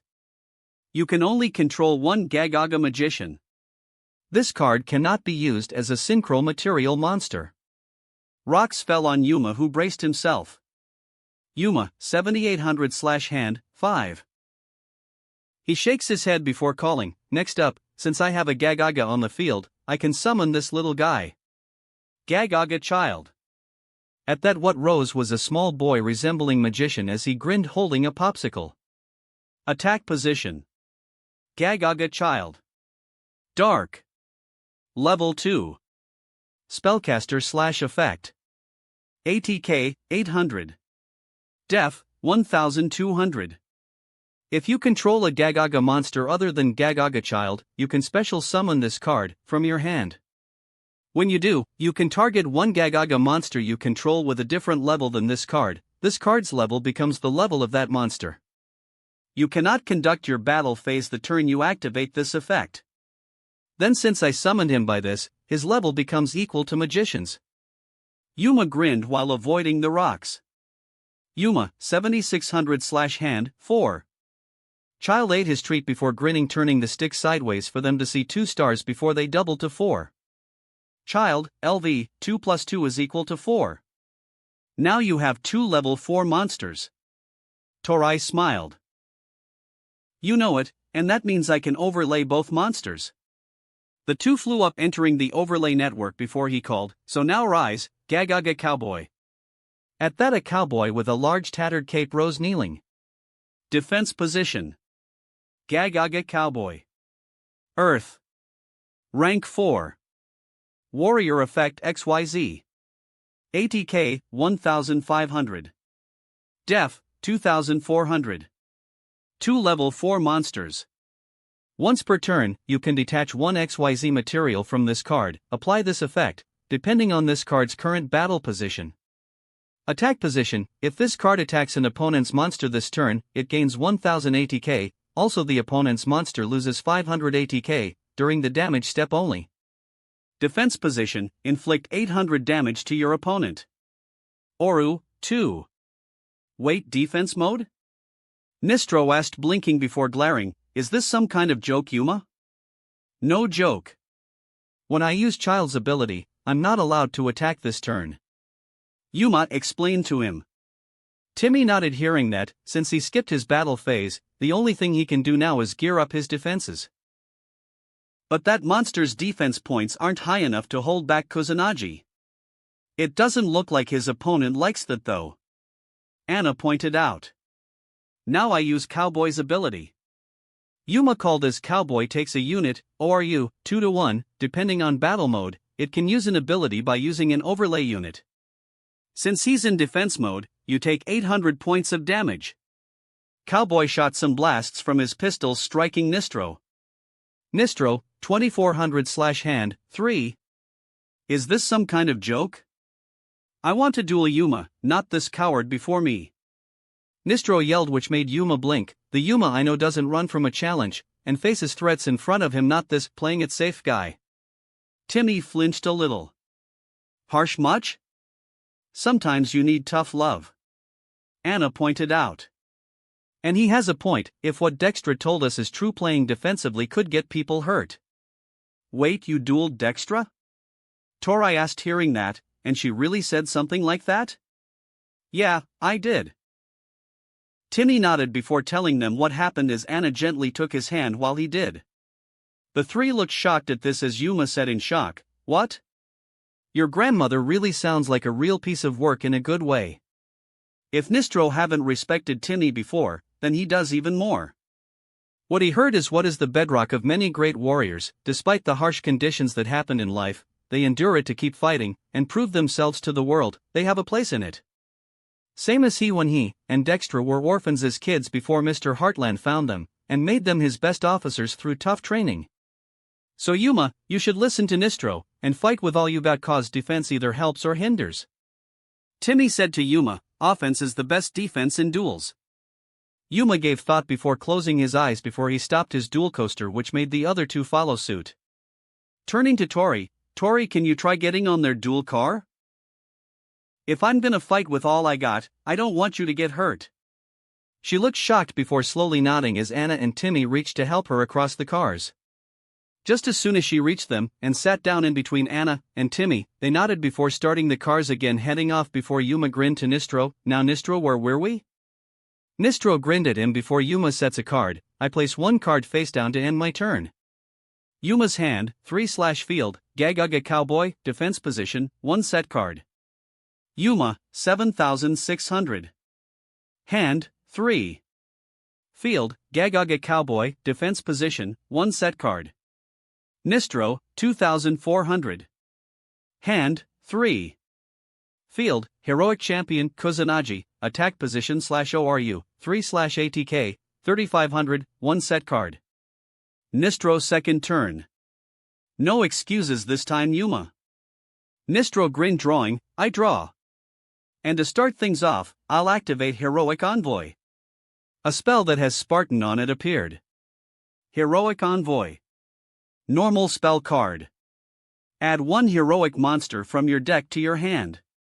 If your LP are 500 or less, you can banish this card from your GY, then target 1 heroic card in your GY, add it to your hand. You can only use each effect of Heroic Envoy once per turn. I take 1 heroic monster from my deck to my hand. Nistro grinned, adding a card before calling, and the card in question is Heroic Challenger, Double Lance. At that double lance from his duel with Nelson rose up wielding the 2 lances. Attack position. Heroic Challenger, Double Lance. Earth. Level 4. Warrior / effect. ATK, 1,700. Def, 900. When this card is normal summoned, you can special summon 1 Heroic Challenger, Double Lance from your hand or graveyard in face-up defense position. This card cannot be used as a synchro material monster. This card cannot be used as an XYZ material, except for the XYZ summon of a warrior-type monster. Nistro, 2,200/hand, 3. If you remember my match with Bird Boy, Double Lance can summon a second one from the graveyard or from my hand. The card I discarded from Thousand Swords happens to be a second Double Lance. Nistro smirked as the graveyard portal opened while Double Lance on his field plunged his hand in before pulling out, revealing he grabbed the hand a second identical warrior who kneeled. Heroic Challenger, Double Lance, defense position. I have a bad feeling about this. Tori frowned.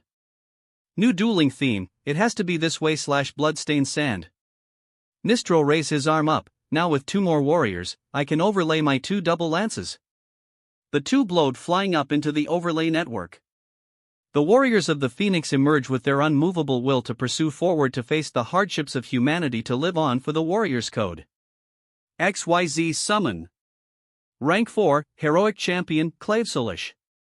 What rose up was a large golden armored warrior that has 3 spikes on its back as if showing wings with a large 2-handed golden bladed sword readying. Attack position. Heroic Champion, Clavesolish. Light. Rank 4. Warrior effect XYZ. ATK, 2,500. Def, 2,000. 2 level 4 warrior monsters. Your opponent cannot target monsters for attacks, except this one. You can only use each of the following effects of Heroic Champion Clavesolish once per turn. You can pay LP so that you only have 500 left. At the start of the battle phase this turn, double the ATK of one monster you control. When an attack is declared involving your opponent's monster, you can detach one material from this card, then target one face-up monster your opponent controls. This card gains ATK equal to that monster's ATK until the end of this turn. Oru, 2. Nistro, 2000/hand, 3. This time a XYZ monster from only one card in his hand. Timmy said, looking amazed. It gets better. Nistro smirked to them. Next I use my face down, Meteorine. Meteorine. Normal trap card. During this turn, when your monsters attack with an ATK that is higher than the depth of your opponent's defense position monster, inflict the difference as battle damage to your opponent's life points. Recognizing the trap, Timmy widened his eyes. Meteorine. Oh man, that card's bad news for Yuma. So now all my monsters can deal piercing damage. Nistro smirked, which made Yuma widen his eyes. Alright Kusanagi, start this off. Kusanagi ejected a sword hilt from its boot as it formed a blade which made it charge in at Cowboy. Since he is attacking Desert Fields, effect activates. Nistro, 1800/hand, 3, he then raised his arm, then Clave Solish's ability activates. When a monster you control engages in battle, I can use an overlay unit for Clave Solish to gain points equal to your monsters. A overlay unit was absorbed by Clave Solish's sword. ORU, 2-1, he then raised his sword holding it above his head. Clave Solish, ATK, 2500 plus 1500 is equal to 4000. Okay. Maybe it's a good thing Yuma's life points increased to 8000. Anna admitted. Kusanagi charged forward at Yuma, who called, sorry Nistro, piercing damage isn't on the menu cause I activate the trap, Draining Shield. Draining Shield. Normal trap card. If an opponent's monster declares an attack, target the attacking monster, negate that attack, and if you do, gain LP equal to that target's ATK. Since you're attacking, this trap cancels the attack, then that monster's attack points goes to me. Yuma grinned to Nistro. Nistro only grinned back. It would have worked if I didn't have Kusanagi's own ability. Kusanagi ejects a second hilt, grabbing it before slashing one of its overlay units. ORU, 3-2, by using an overlay unit, the activation of a trap card is negated. But not only that, Kusanagi gains 500 more attack points. Kusanagi, ATK, 3500 plus 500 is equal to 4000. Yuma watched in shock as Kusanagi performed a downward X slash at Cowboy, destroying him while Yuma braced himself against the piercing damage. Yuma, 6000/hand, 3. Oh, and don't think I forgot about Clave Solish. Attack with sword from the heavens. Said XYZ, raise up, slashing down at Yuma, who cried out from the direct attack. Yuma, 2000/hand, 3. Yuma. Torai cried nervously, seeing that. Nistro, 1600/hand, 3. Ha, how you like that, Yuma? Nistro grinned, laughing, not noticing the track ahead is out before he slipped, and screamed, falling off. Gasping, seeing this, Timmy cried to everyone, everyone get your seatbelts on. This is gonna be a bumpy landing. They all did so as the coaster reached the end of the track. They landed on the ground, a groaning mess, as Yuma raised up, groaning, holding his head. Oh man, is my head still intact? Everyone is all right, Yuma.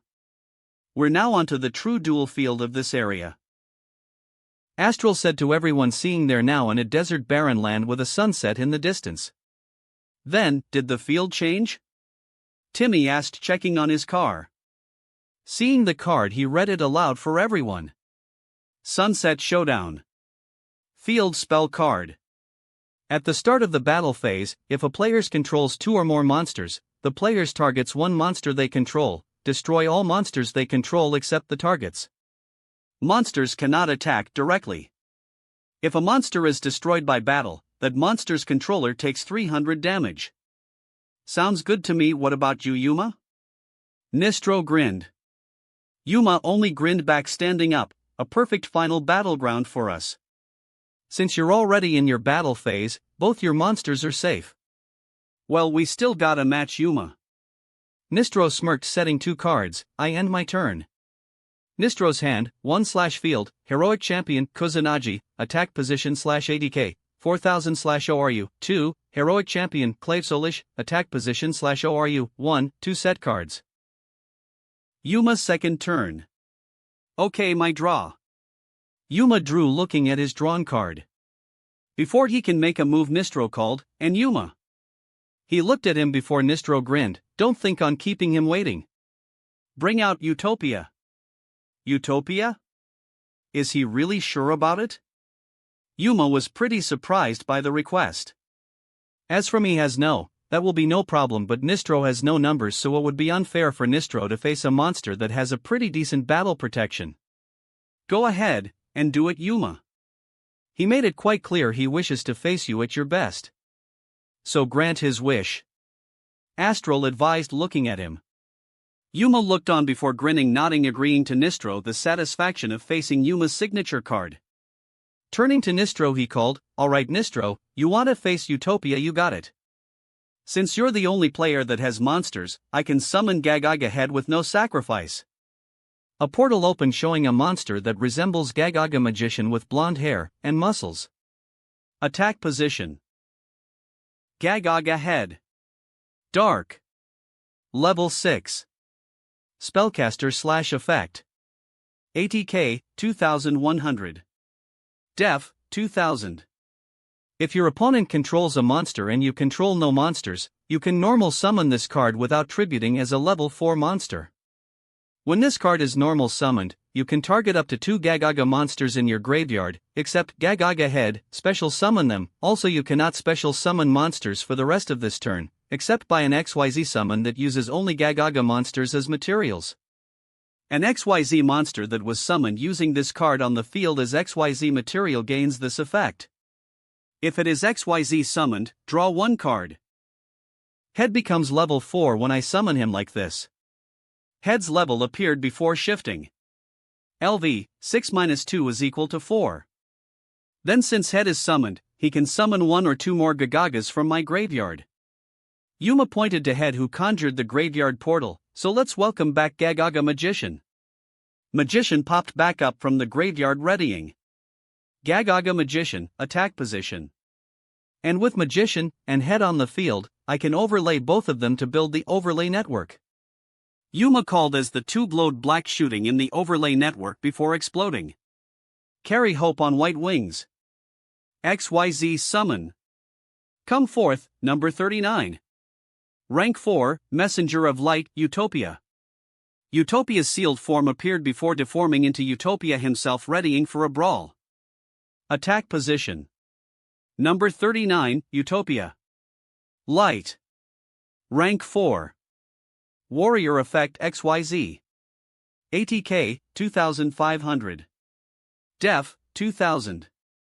2 level 4 monsters. Cannot be destroyed by battle, except with a number monster. When a monster declares an attack, you can detach 1 material from this card, negate the attack. If this card is targeted for an attack, while it has no material, destroy this card. Oru, 2. Torai smiled, seeing the monster. Since I used Head to XYZ summon, I can draw another card. Yuma drew a card, then next up, I move on to my battle phase. That means Sunset Showdown's effect activates. So who's it gonna be? You destroy Nistro? I'll pick Kusanagi. Nistro smirked as his stronger XYZ monster shattered. So it's Utopia versus Clave Solish. Anna noted. Alright, now go Utopia, attack Heroic Champion Clave Solish. Utopia charged forward at the XYZ, who readied. Nistro only grinned. Clave Solish's ability activates. Clave Solish takes its second unit, raising it up. ORU, 1-0, so now Clave Solish gains Utopia's attack points. Clave Solish, ATK, 2500 plus 2500 is equal to 5000. Maybe, but by using an overlay unit, Utopia can stop his attack. Utopia takes a unit in its chest. Oru, 2-1. Its swords vanished at this before Yuma added, but now I can even things with double or nothing. Double or nothing. Quick play spell card. When a monster's attack is negated, target that monster. It can make a second attack during this battle phase, and if it does, its ATK is doubled during the damage step only. When an attack is negated, I can double my monster's attack points and attack a second time. Utopia, ATK, 2500 times 2 is equal to 5000. Now go Utopia, finish him off. Utopia grabbing 2 swords slashed down Nistro's XYZ, destroying it while Nistro stepped back with Utopia unaffected from the attack since it's a number. Yuma then grinned, then thanks to Sunset Showdown's effect, as your monster is destroyed in battle, you take 300 points of damage. Nistro only grinned back to him. Well, I used damage diet to have the damage this turn. Damage diet. Normal trap card. Have all damage you take this turn. You can banish this card from your graveyard. Have all effect damage you take this turn. You cannot have the same damage twice with this effect. Nistro, 1450/hand, 1. That's good, but I have a feeling Nistro's far from beaten. Anna pointed out. Indeed, cause since I just took damage, Thousand Sword comes back from the graveyard. The graveyard portal opened before Thousand Sword popped up readying. Thousand Sword, attack position. Then I used the trap, XYZ Extreme. Nistro activated a peculiar trap card. XYZ Extreme. Normal trap card. When an XYZ monster you control is destroyed by battle, pay 1000 life points, you reveal one XYZ monster from the extra deck with a rank less than or equal to that destroyed monster's, and so can your opponent, simultaneously. The player who revealed the monster with lower ATK takes damage equal to the difference between the revealed monster's ATKs. If the opponent doesn't reveal a monster, inflict damage to your opponent equal to the ATK of your revealed monster. By paying 1000 life points, we both reveal an XYZ monster in our decks as long as its rank is equal or lower to my monster that was destroyed in battle. Nistro grinned, glowing red. Nistro, 0450/hand, 1, the player who reveals a monster whose attack points are lower takes damage equal to the difference. XYZ Extreme. Timmy blinked, seeing the card. First time I am ever seeing that card. It's a powerful trap, and it could end the duel right here. Anna explained. Alright Yuma, here's my card. Nistro smirked, revealing a card. Heroic Champion Excalibur. So Yuma, what's your monster gonna be? Nistro grinned to him. Yuma only looked before revealing a card. It's gonna be this one here. He reveals One-Eyed Skill Gainer. The trap's effect struck Nistro, who grunted. Nistro, 0200/hand, 1. He only grinned. I haven't felt a tension like this in a long time.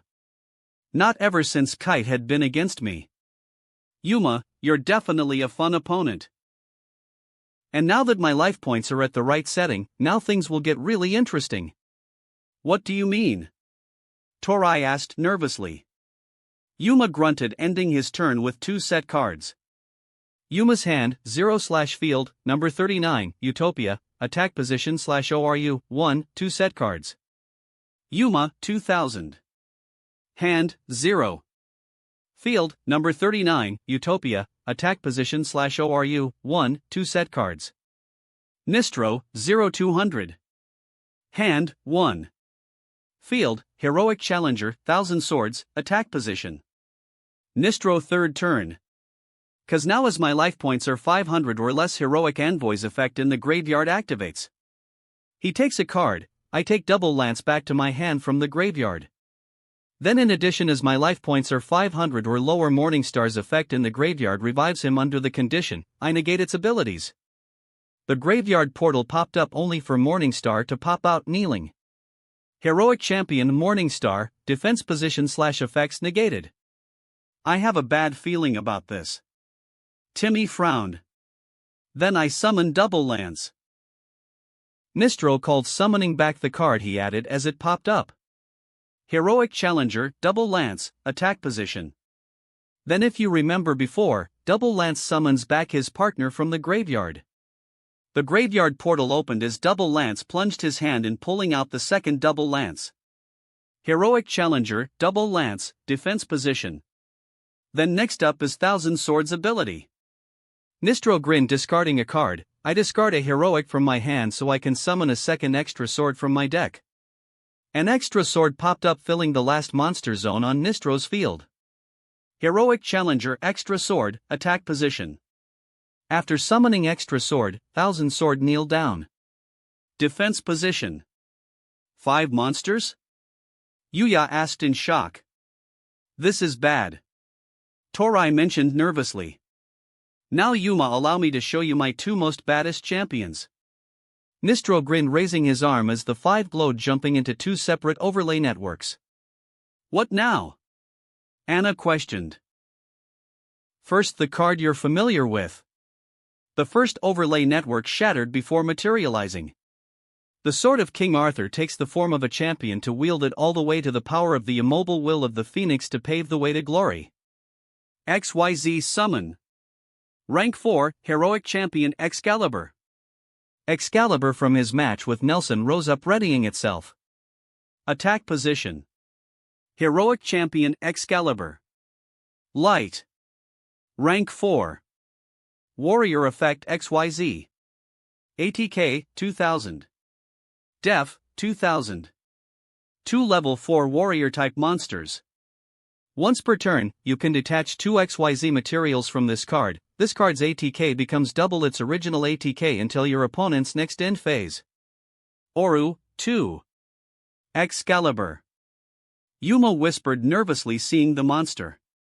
And next, the card that I saved for best. The second overlay network shattered. The Spear of King Arthur transformed into a immobile champion fit for kingship. Now it shall lead the champions into glory for the will of the Phoenix. XYZ Summon. Rise, number 86. Heroic Champion. Rongominiad. A red 86 appeared before what rose was a white-plated warrior wielding a large fancy spear with a gold crown like helmet, readying. Attack position. Number 86, Heroic Champion Rongominiad. Dark. Rank 4. Warrior Effect XYZ. ATK 1500. Def 1500. 2 or more, max 5, level 4 warrior monsters. Cannot be destroyed by battle, except with a number monster. Once per turn, during your opponent's end phase, detach 1 material from this card. This card gains effects based on the number of materials attached to it. 1+, cannot be destroyed by battle. 2+, gains 1500 ATK/def. 3+, unaffected by other cards' effects. 4+, your opponent cannot normal or special summon monsters. 5, once per turn, you can destroy all cards your opponent controls. Oru 3. A number. Torai cried in shock. Whoa! Yuma cried in shock before pausing. Wait, 1500 attack points? It gains abilities based on how many overlay units it has. Yuma. Nistro grinned to him. When he has 1, you cannot destroy him in battle even if you use a number. The next is with 2, its points are doubled. With 3, you can't use effects on Rongominiad. With 4, you're not allowed to summon a monster. And finally with 5, I can destroy every card you have on your field once a turn. Rongominiad only has 3 units, so it doesn't really matter for the 4th and 5th effects, but Nistro added, next as extra sword is used to summon Rongominiad, it gains 1000 attack points. Rongominiad, ATK, 1500 x 2 plus 1000 equals 4000/def, 1500 times 2 is equal to 3000. For 1000 points, and Excalibur's ability doubles his points. Torai recalled. Then by using all its overlay units, Excalibur's attack points are doubled its original. Excalibur takes both units. Excalibur, ATK, 2000 x 2 equals 4000/ORU, 2 to 1 is 0. Finally, I banish Heroic Call from the graveyard to use its effect. Nistro grinned as the card he discarded from Thousand Swords vanished. By banishing this card, Excalibur gains 500 points for every heroic on my field, and are overlay units. 2 on my field, and 3 as overlay units. So that's 5, and that equals total to an extra 2500. Excalibur's large sword appeared as it rose it up. 80k, 4000 plus, 500 by 5, equals 6500. Yuma! Torai cried seeing that. Yuma grunted at this before Nistro added, and now time to battle. Rangaminiad attack Utopia. With heroic spear. Rangaminiad charged in at Utopia, who braced himself, which Yuma called, go trap, half unbreak. Half unbreak. Normal trap card. Target one monster on the field, this turn. That monster cannot be destroyed by battle, also any battle damage you take from attacks involving that monster is halved. Number 39, Utopia, cannot be destroyed by battle / halves all battle damage. So now Utopia can't be destroyed this turn, and any damage I take is cut in half. Yuma called as Rangaminiad stabbed the bubble protecting Utopia, but Yuma got hit by the shockwave. Yuma, 1250 / hand, 0. Okay, you had your fun, but now Excalibur charge in with heroic slash. Excalibur raised its large sword charging to destroy Utopia. Yuma at that called, I activate Utopia's ability. Go Lightwing Shield. Utopia takes its second unit. ORU, 1-0, it popped its shield blocking Excalibur's strong slash. He survived, but barely. Timmy frowned. In addition, Sunset Showdown does nothing to clear Nistro's field since Rangaminiad is unaffected to its effect.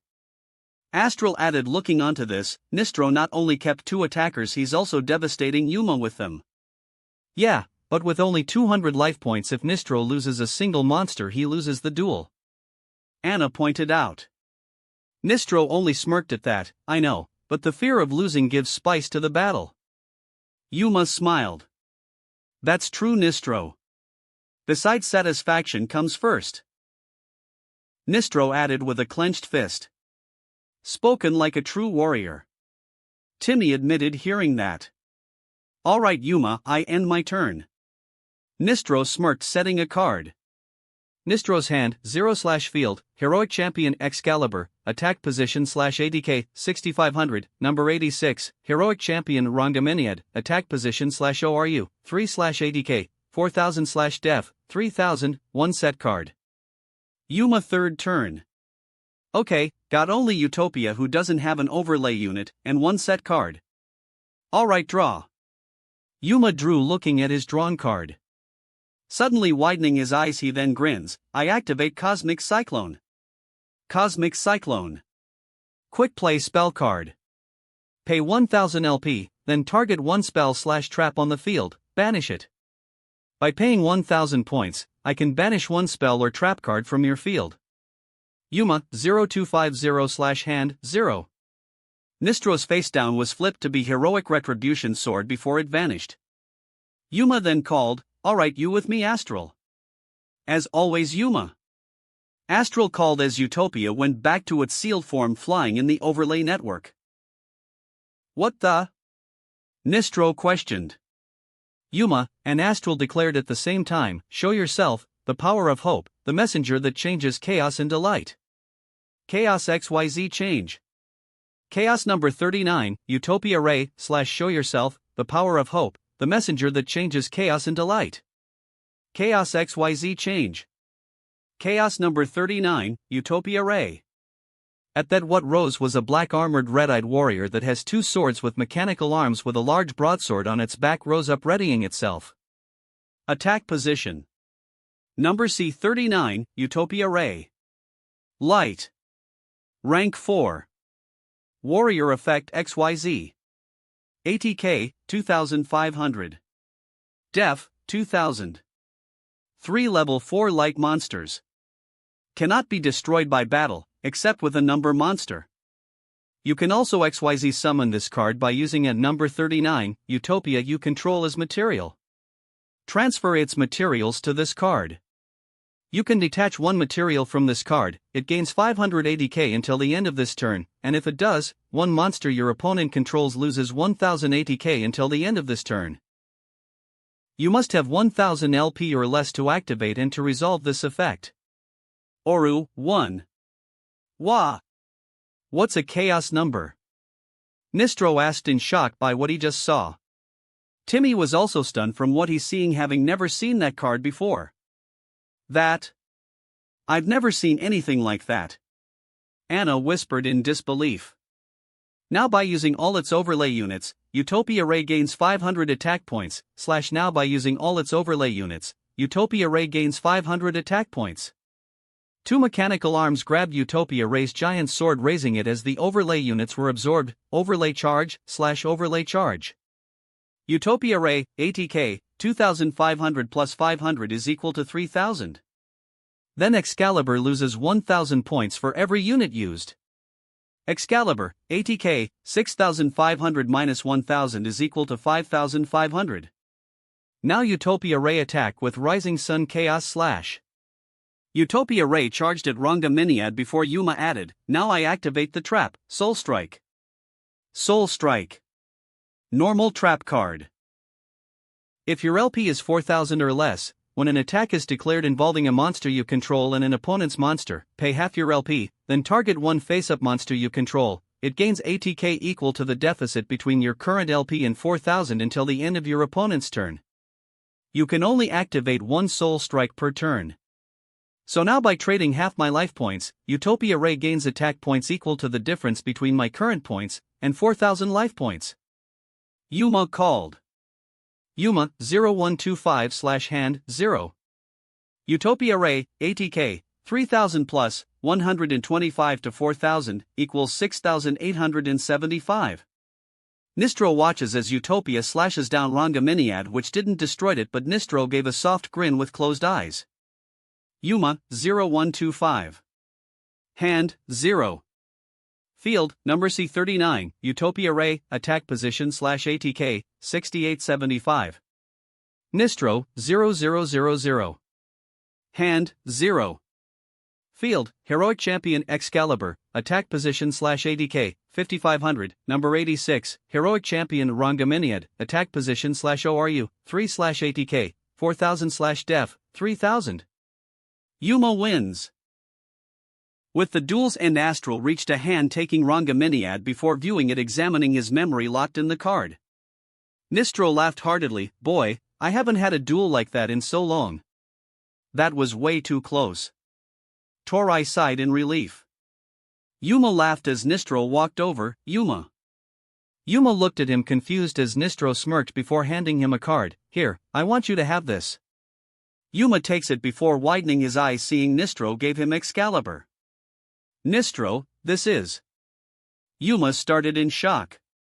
Just make sure you continue giving your best, or you'll deal with me. Nistro grinned, holding his arm out. Yuma looked before grinning, taking it. Got it, Nistro. I'll be sure to take care of Excalibur. They watch with smiles at this now that Yuma is advancing forward to the finals with Timmy, with that chaos number monster definitely being a hard challenge to get past. Later. After bidding Nistro farewell, Yuma and Tori in one car with Anna and Timmy in a second both rode together out of the duel field to find a third field to see the rest of the competition they'll potentially face in the semifinals. During which Anna notices Timmy was looking down. Timmy, what's wrong? Anna asked gently. He only turned to her. It's about how tough this tournament might be soon, Anna. First there was Dextra, who's really stronger, then Yuma with that chaos number of his against Nistro, who was really powerful himself. It makes me wonder if I'm able to stand a chance against them. Timmy, listen to me, it doesn't matter if you win the tournament or not, just do your best and know I'm right here with you. Anna told him before gently kissing his forehead. He looked at his girlfriend before smiling, nodding. I will still try to win the wish for you. I know you will, and I'm rooting for you. Anna smiled. Timmy nodded before an explosion was sound, turning before something crashed in Anna and Timmy's car, surprising them, rocking it, which made it bump into Yuma and Tori, startling them as they turned. Hearing a groan, Timmy looked, seeing Orbital was there in a groaning mess. Widening his eyes, Timmy cried, Hey, you're that robot that's with Kite. Orbital? Yuma asked. Wait, but that would mean Kite's nearby. Orbital shook his head. Master K Kite is dueling now, and the FFF feed got cut off, so I have to see if he's okay. He turned to Timmy, pausing, seeing him remembering his words from his duel against Dextra. Said boy was blinking when Orbital was looking at him. Hi? Come on, we need to find Kite. Yuma pointed out. Nodding, they reached, guiding their cars with Timmy's ahead. Hearing a beep, Anna looked, seeing on their map was a dual field with 2 IDs. Kite Tenjo. Quentin. Quentin? Anna asked. Timmy looked over, saying, "That's one of the names Yuma told us about on the 3 people that are helping that Vetrix guy. Quattro might be busy with Shark if we found him, and no one else in the finals. Either way, this is where Kite is. Come on." He turned his car over to the field with Yuma's following. Soon they arrived at a space-themed field. Whoa! Timmy looked around amazed. "I've been to the planetarium several times at home, but this is so lifelike here." Anna meanwhile looks as the field's card. Space field. Field spell card. When a player XYZ summons, they draw 1 card. Look down there. Hearing orbital, they looked down, seeing on a spaceship was 2 people. One has a field that only has a set card, or so it seems, and that person has long white hair down his back with a green tattoo over his left eye, wearing a long white and blue cloak. The other was Kite, who was looking really confused. Kite, 3000. Hand, 5. Field, nothing. Quentin, 4000. Hand, 2. Field, number 9. Dyson Sphere, attack position /ORU, 2, 1 set card. Looking at the field, Timmy blinked before looking around. "Hey Anna, do you see this Dyson Sphere on Quentin's side?" "I don't see it anywhere." "Huh, no I don't," she admitted. Soon they reached the field which Kite and Quentin looked over, where the occupants hopped off the car, showing Anna, Timmy, Orbital, Yuma, and Tori. "What are you 2 doing here?"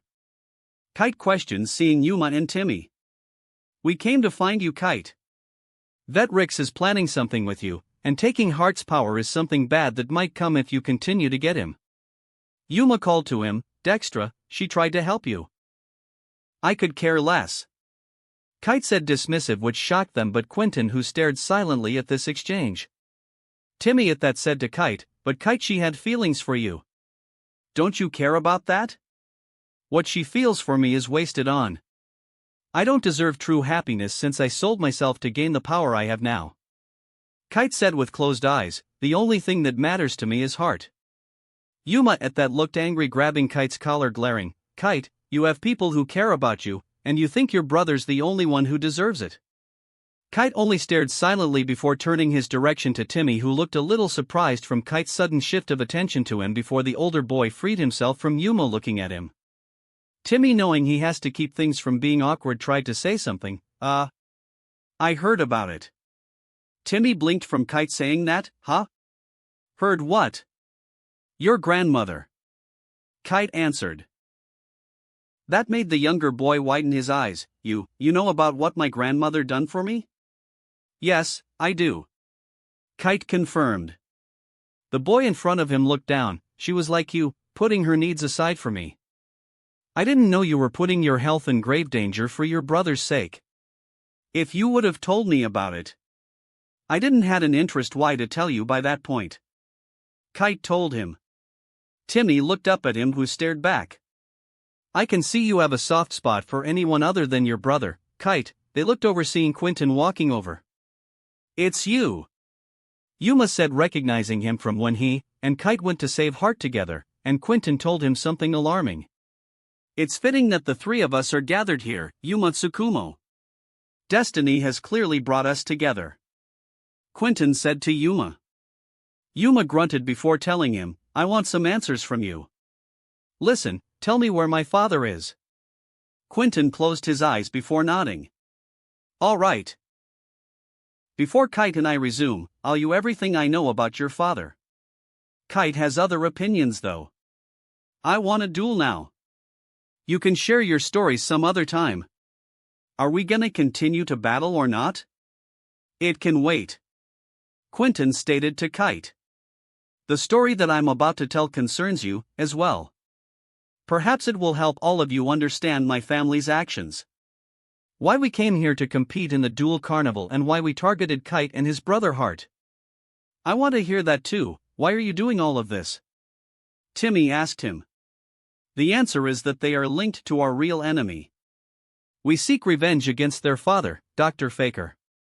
Quentin answered. That shocked several, but Timmy was confused, blinking. Dr. Faker? Who is that? Judging from how Quentin sounds, this Dr. Faker must have done something terrible to Quentin's family if they are here trying to destroy Kite and Hart. But what exactly could that be? He only asked, Dr. Faker. I don't know who that is. Who is it? Tim. He's the founder of Heartland City. Yuma said to him, as in the guy who built Heartland City with his own 2 hands. Wait, you're Dr. Faker's son? Anna asked, turning to Kite in shock. Kite only stared silent as Quentin began telling his story. 5 years ago, Dr. Faker, along with Quentin's father, Byron Arclight, and Quentin himself worked together to find something called the interdimensional portal, using experiments to find it by predicting where exactly it will appear next to head into other worlds. They hit setbacks since Dr. Faker's calculations aren't enough by themselves, and can't find the exact location. Byron suggested to get the help of Yuma's father, Kazuma Tsukumo, who was a well-known explorer that might know the answer. After picking him up and filling him in, Kazuma said to Dr. Faker if they succeed he'll become rich and famous beyond his wildest dreams. Dr. Faker only brushed them off, stating they're no concern to him, stating finding the portal only matters to him, which was enough for Kazuma to lend his aid. Dr. Faker shows Kazuma what they have so far, saying a piece is missing, but Kazuma only stated there are 2 pieces missing, as some things can be discovered outside the lab. With the data Kazuma shared, Dr. Faker managed to find the location of the next portal. They headed over right away, and Byron told Quentin to stay behind out of concern for him. Byron later returned, explaining what happened to Quentin several years later. In a camp, Dr. Faker discovered a riddle that reads, "Deliver 2 souls for mysteries untold," which spells out that in order for the portal to activate, Dr. Faker needs to sacrifice 2 souls. As a matter of fact, those 2 souls are with him in the form of Kazuma and Byron. After walking in the ruin and finding the portal, Dr. Faker let Kazuma and Byron enter the sacrifice plate, where they together were both sucked in a vortex, allowing Dr. Faker to use the portal. Byron was separated from Kazuma and wound in a world called Barian, where he found power consumed with the desire for vengeance, and as a result his appearance became warped when he returned, now in the form of a child calling himself Vetrix. Life back at home was trouble for Quentin, as without his father, his brothers Trey and Quattro were taken away by authorities. Quentin wanted to take them back, but he wants to find out what happened, and along the way he met Kite and Hart, reminding him of his own brothers, and taught Kite how to duel. But later, upon finding out the truth, Quentin angrily stormed out, and when Kite went to stop him, Quentin pushed him down, stomping out. Later he and his brothers were encountered by Vetrix, who gave them a crest and explained everything that had happened, telling them that his desire of revenge on Dr. Faker is now the #1 priority to all 4 of them, all agreeing as Quentin felt it was his duty as his son to follow Vetrix's wishes despite knowing it's not right, which leads us to here. Everyone looked stunned hearing that. Then, recalling who he saw before his match with Dextra, Timmy realized, then that kid. That was Vetrix I saw. You saw him? Yuma asked in shock.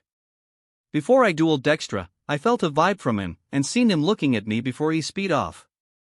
Timmy explained to him. Anna frowned, taking his hand. That was the last anyone saw of my father. Yuma looked down. Astral thinks on the riddle, deliver 2 souls for mysteries untold. That sounds like an XYZ summon. It's all Faker's fault. He betrayed my father. Quentin blared after finishing his story, and I've sworn to someday get revenge. This doesn't change anything. Kite stated with a glare of his own as they looked to him, Dr. Faker means nothing to me. I only care about Hart. He then snapped at him, and getting even for what you did. Turning to them, move away.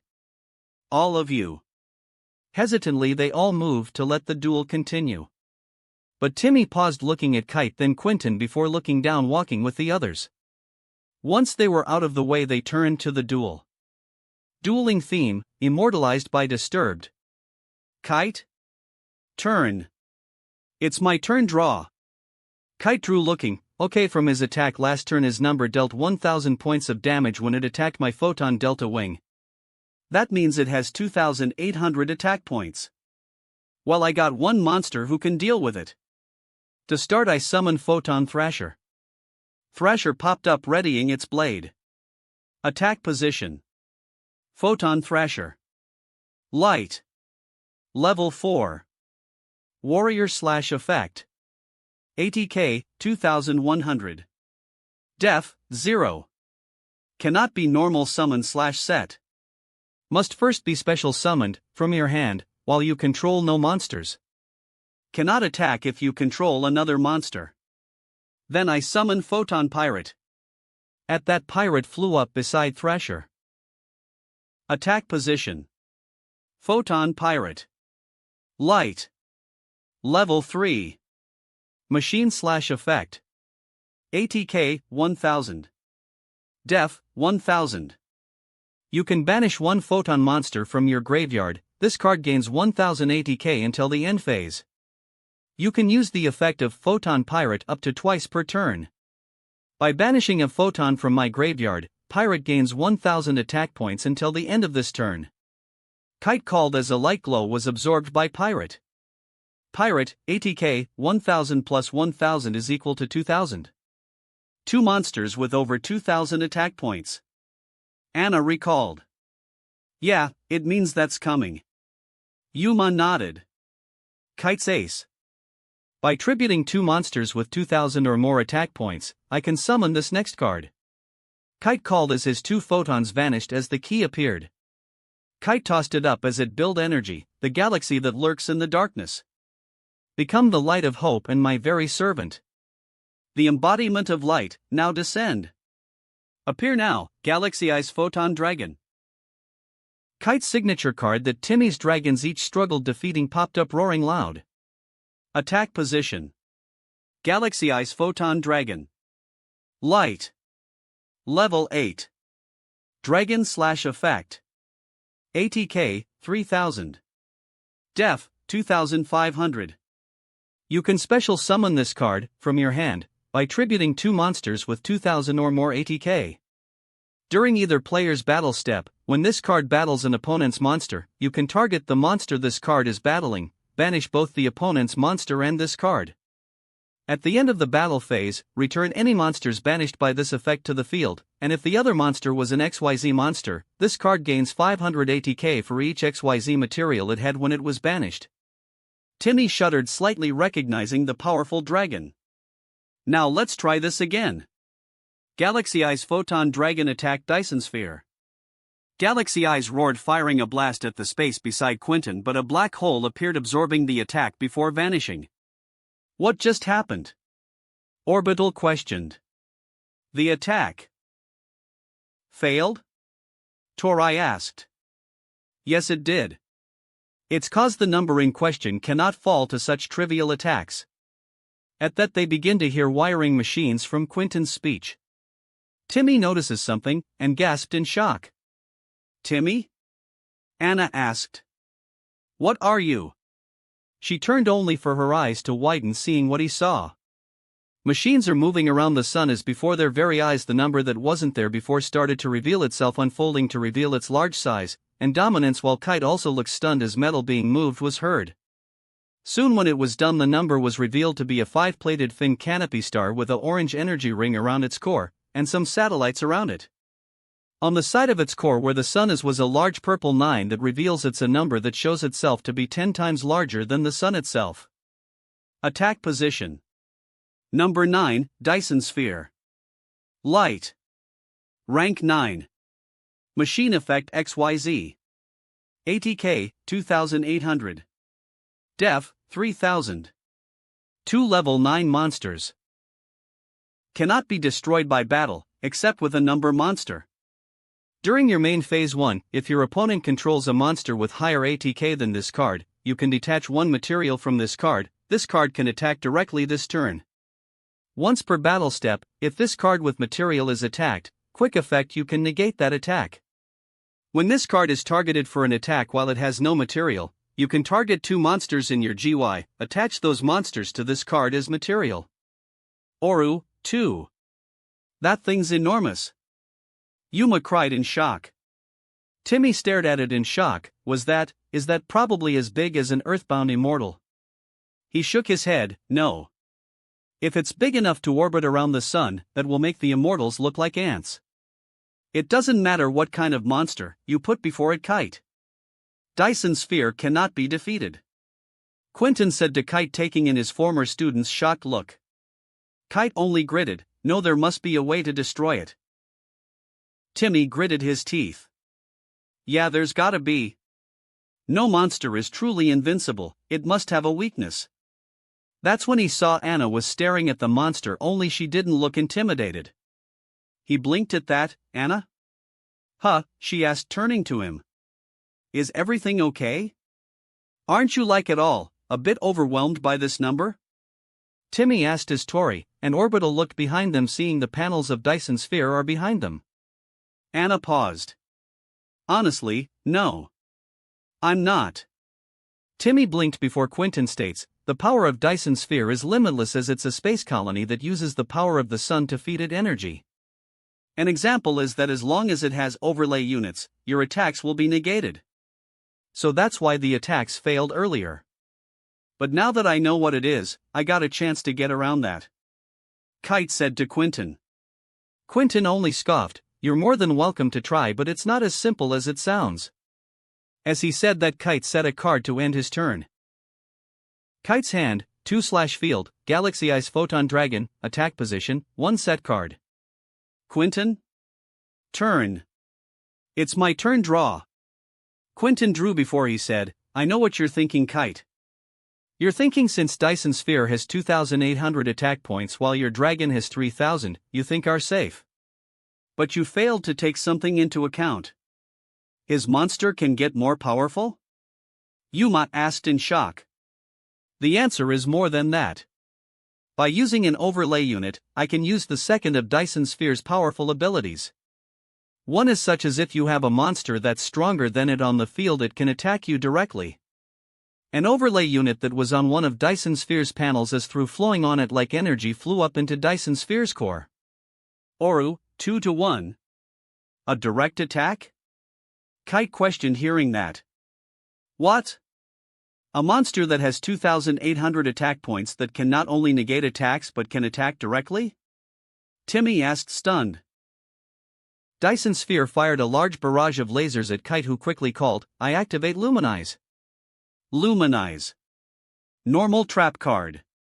When an opponent's monster declares an attack, target the attacking monster, negate the attack, and one face-up light monster you control gains ATK equal to that target's ATK, until your next end phase. Recognizing the trap, Timmy called, oh. With Luminize, Dyson Sphere's attack will be negated, then until Kite's end phase, Photon Dragon gains its attack points. I don't think it'll be that simple. Astral frowned. Quentin at that called, everything you do is painfully predictable, Kite. I activate the trap, 7 Tools of the Bandit. 7 Tools of the Bandit. Counter trap card. When a trap card is activated, pay 1000 LP, negate the activation, and if you do, destroy it. When you use a trap card, this card negates that card at the cost of 1000 life points. Quentin, 3000/hand, 3. With Luminize effect gone, Dyson Sphere continued its attack, which made Kite cry out, landing hard on the ground while Orbital cried, Master K Kite. Kite, 0200/hand, 2. This is bad, Kite doesn't stand a chance against that thing. Yuma frowned. For once Timmy's not sure if Kite can manage. A number that can negate attacks means Photon Dragon's ability won't help him out of this, and then with it attacking directly, Kite won't manage to evade any more attacks unless he wait. That's it. No, there is a chance he can do it. Timmy said, which made them look to him confused. Quentin said to Kite, you should give up now, Kite. I know all your tricks and your abilities. Kite, get up. 2 duelists looked to Yuma, who called, come on Kite, you need to be back up. What would happen to Heart if you give up? That spark a defiance against Quentin and Kite as he tries to raise up. Orbital tried to back Yuma up while also scolding him, but a look from Timmy made him be quiet. Quentin turned to Yuma, Yuma, don't you understand? Kite is the son of Dr. Faker, the very same man who's responsible for your father's disappearance. You should be on our side, why defend him? Because we dueled. A duel is a true way for friends to connect, and I dueled Kite before, and no matter the differences we're friends. Yuma answered that simply, that's how I feel the flow, and high-fived the sky. Quiet Yuma. Yuma looked to Kite who stood up glaring, I don't need your words Yuma. I know what I need to know. Quentin's hand, 3/field, number 9, Dyson Sphere, attack position /ORU, 1. Kite, 0-200. Hand, 2. Field, Galaxy Eyes Photon Dragon, attack position. Quentin, 3000. Hand, 3. Field, number 9, Dyson Sphere, attack position /ORU, 1. Kite? Turn. It's my turn, I draw. Kite drew looking, yes this is what I need. I activate the spell Space Cyclone. Space Cyclone. Quick play spell card. Detach one XYZ material from a monster. So now Dyson Sphere will lose that final overlay unit. Kite called as Dyson Sphere's second overlay unit vanished. Oru, 1-0. Timmy grinned calling, now without any overlay units, Dyson Sphere can't negate attacks, or can attack directly anymore. That means he can attack Quentin's number. Torai realize. And now Photon Dragon attack with Photon Stream of Destruction. Kite called as his dragon charged a blast. Sure, Dyson Sphere can't be destroyed since it's a number, but damage is damage no matter how little of it is. That is until Quentin called, I knew you would do that tactic. Even Dyson Sphere has prepared for a move like that. I activate the third of Dyson Sphere's abilities.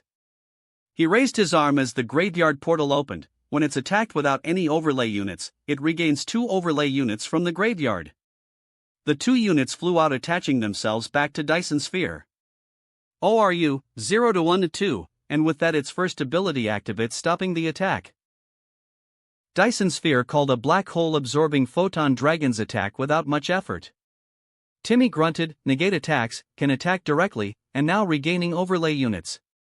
Then, Kite's going to lose? Yuma asked in disbelief. Kite grunt harder as Quentin said to him, I told you before no one has ever defeated Dyson Sphere in battle Kite, and no one will ever will. Kite only looked at his hand before setting a card, I end my turn. Kite's hand, 1/field, Galaxy Eyes Photon Dragon, attack position, 1 set card. Quentin? Turn. My turn draw. Quentin drew as they watched tense for him to attack directly again. But Quentin did the opposite calling, and I activate the equip spell, Gravity Blaster. Equipped to number 9, Dyson Sphere. Gravity Blaster. Equip spell card. Equip only to a machine-type monster. Once per turn, you can activate this effect, it permanently gains 400 ATK. This ATK gain remains even if this card leaves the field or the monster becomes unaffected by card effects. If it battles an opponent's monster, that monster's effect is negated during the battle phase only. Number 9, Dyson Sphere, equipped with Gravity Blaster. Equip spell? Yuma asked confused. With Gravity Blaster's effect, it gains 400 attack points every round. Quentin told everyone. Dyson Sphere, ATK, 2800 plus 400 is equal to 3200. He's not attacking directly. He's planning to win by destroying Galaxy Eyes. Anna frowned. By destroying Kite's ace monster in battle. Like she said Kite, you also know. Quentin told Kite, I want the satisfaction of destroying your precious Galaxy Eyes. Gravity Blaster also negates its abilities in battle. Dyson Sphere attack Galaxy Eyes Photon Dragon. Dyson Sphere fired a barrage of lasers at Galaxy Eyes before Kite calling, I activate my face down, Boo Boo Game. Boo Boo Game.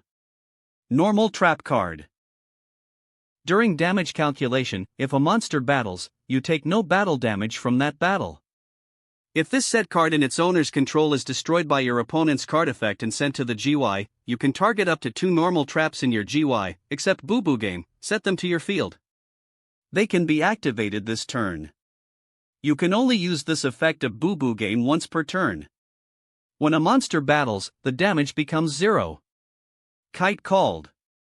Galaxy Eyes Photon Dragon, effects negated. Photon Dragon was blasted repeatedly by the lasers, destroying it, while Kite was pushed back, crying out, landing hard again. Kite! Yuma cried, running to help him up. Stay back! Kite yelled, making Yuma stop. I don't need your help, Yuma. He slowly stood up, saying to Quentin, I knew you would want to destroy Galaxy Eyes, Quentin. So I had that card ready in case. You remember what I do, but it'll take more than that to win. Quentin eyes a card in his hand before setting it. I end my turn. Quentin's hand, 2/field, number 9, Dyson Sphere, attack position /ATK, 3200/ORU, 2/equipped with Gravity Blaster, equipped to number 9, Dyson Sphere, 1 set card. Kite, 0/200. Hand, 1. Field, nothing. Quentin, 3000. Hand, 2. Field, number 9, Dyson Sphere, attack position /ATK, 3200/ORU, 2/equipped with Gravity Blaster, equipped to number 9, Dyson Sphere, 1 set card. Kite? Turn. My turn, draw. Kite drew, looking before widening his eyes. Seriously? Out of all the cards in my deck, I drawn this one? What he drawn was a spell called Message in a Bottle, the spell that helps me win today? Master Kite. Orbital whispered nervously. Kite raised up before calling, you said you know all my tricks, Quentin. But this is one you don't know. Quentin looked confused when Kite rose a spell. I activate the spell, Message in a Bottle. Message in a Bottle. Normal spell card. Target 3 monsters with different levels in your graveyard, special summon all 3 of them. Their ATKs become 0, also their effects are negated. If you do not XYZ summon this turn after summoning those 3 monsters, you lose 4000 life points during the end phase. You cannot special summon any other monsters, except by XYZ summon, during the turn you activate this card. The name of the card shocked Timmy and Quentin for 2 reasons. For Timmy, he knew about Message in a Bottle's existence, and due to its pricey effect never seen anyone use it. For Quentin, he had never seen Kite using the card before him. What does that do? Yuma asked. That card. They looked to Timmy, who looked stunned but explained, allows Kite to summon 3 monsters with different levels from the graveyard in exchange for them not having their attack points or abilities. But if he doesn't XYZ summon when he uses it, he will lose 4000 life points. Wait, but the monsters will all have different levels, so how can he XYZ summon? Torai asked in confusion. So now come back Galaxy Eyes Photon Dragon, Photon Pirate, and Photon Thrasher. The 3 monsters popped up readying. Photon Dragon, ATK, 0/effects negated. Photon Pirate, ATK, 0/effects negated. Photon Thrasher, ATK, 0/effects negated. And now I activate Galaxy Queen's Light. Kite called using a second spell. Galaxy Queen's Light. Normal spell card. Target 1 face-up level 7 or higher monster you control. The levels of all other face-up monsters you currently control become the current level of that monster until the end phase. Due to its effect, Pirate and Thrasher become the same level as Photon Dragon. The 2 glowed bright, readying. Thrasher, LV, 4+4 is equal to 8. Pirate, LV, 3+5 is equal to 8. 3 level 8 monsters, that means Kite's going to. Yuma started as Timmy and Anna recalled the monster he played against Quattro and Trey. Now I overlay level 8 Galaxy Eyes Photon Dragon, Photon Pirate, and Photon Thrasher. Kite called as the 3 glowed into light, flying up in the overlay network as a large key appeared in his hand as he glowed in a bright crimson aura. Radiant Galaxy, here and now become the striking light, and show yourself. XYZ summon. Descend, my very soul. Neo Galaxy Eyes Photon Dragon. The overlay network shattered as he threw the key into it before materializing. What emerged from the overlay network was a large red light dragon with 3 tails and 3 heads raising up, roaring loud. Attack position. Neo Galaxy Eyes Photon Dragon. Light. Rank 8. Dragon Effect XYZ. ATK, 4500. Def, 3000. 3 level 8 monsters. If this card is XYZ summoned using Galaxy Eyes Photon Dragon as any of its materials, all other face-up cards currently on the field have their effects negated. Once per turn, you can detach one material from this card, detach all materials from monsters your opponent controls, then this card gains 500 ATK for each. Also it can attack up to that many times during each battle phase this turn. Oru, 3. Holy. So that is Neo Photon Dragon? Timmy asked, stunned from what he's feeling and sensing.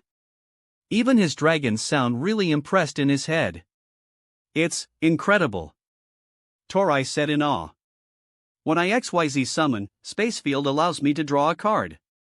Kite drew before calling, then his Galaxy Eyes Photon Dragon was used to summon Neo Photon Dragon. The effects of all monsters but itself are negated. Photon Howling. Neo Photon Dragon roared loud as the energy from Dyson Sphere starts to darken, and die as it slowly starts darkening. While Quentin looked around, it's losing power. Number 9, Dyson Sphere, effects negated.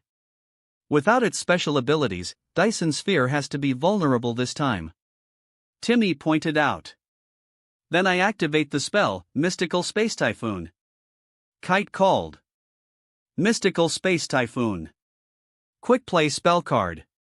Target one spell/trap on the field, destroy that target. Gravity Blaster shattered from the effect as he added, then I activate Neo Photon Dragon's ability.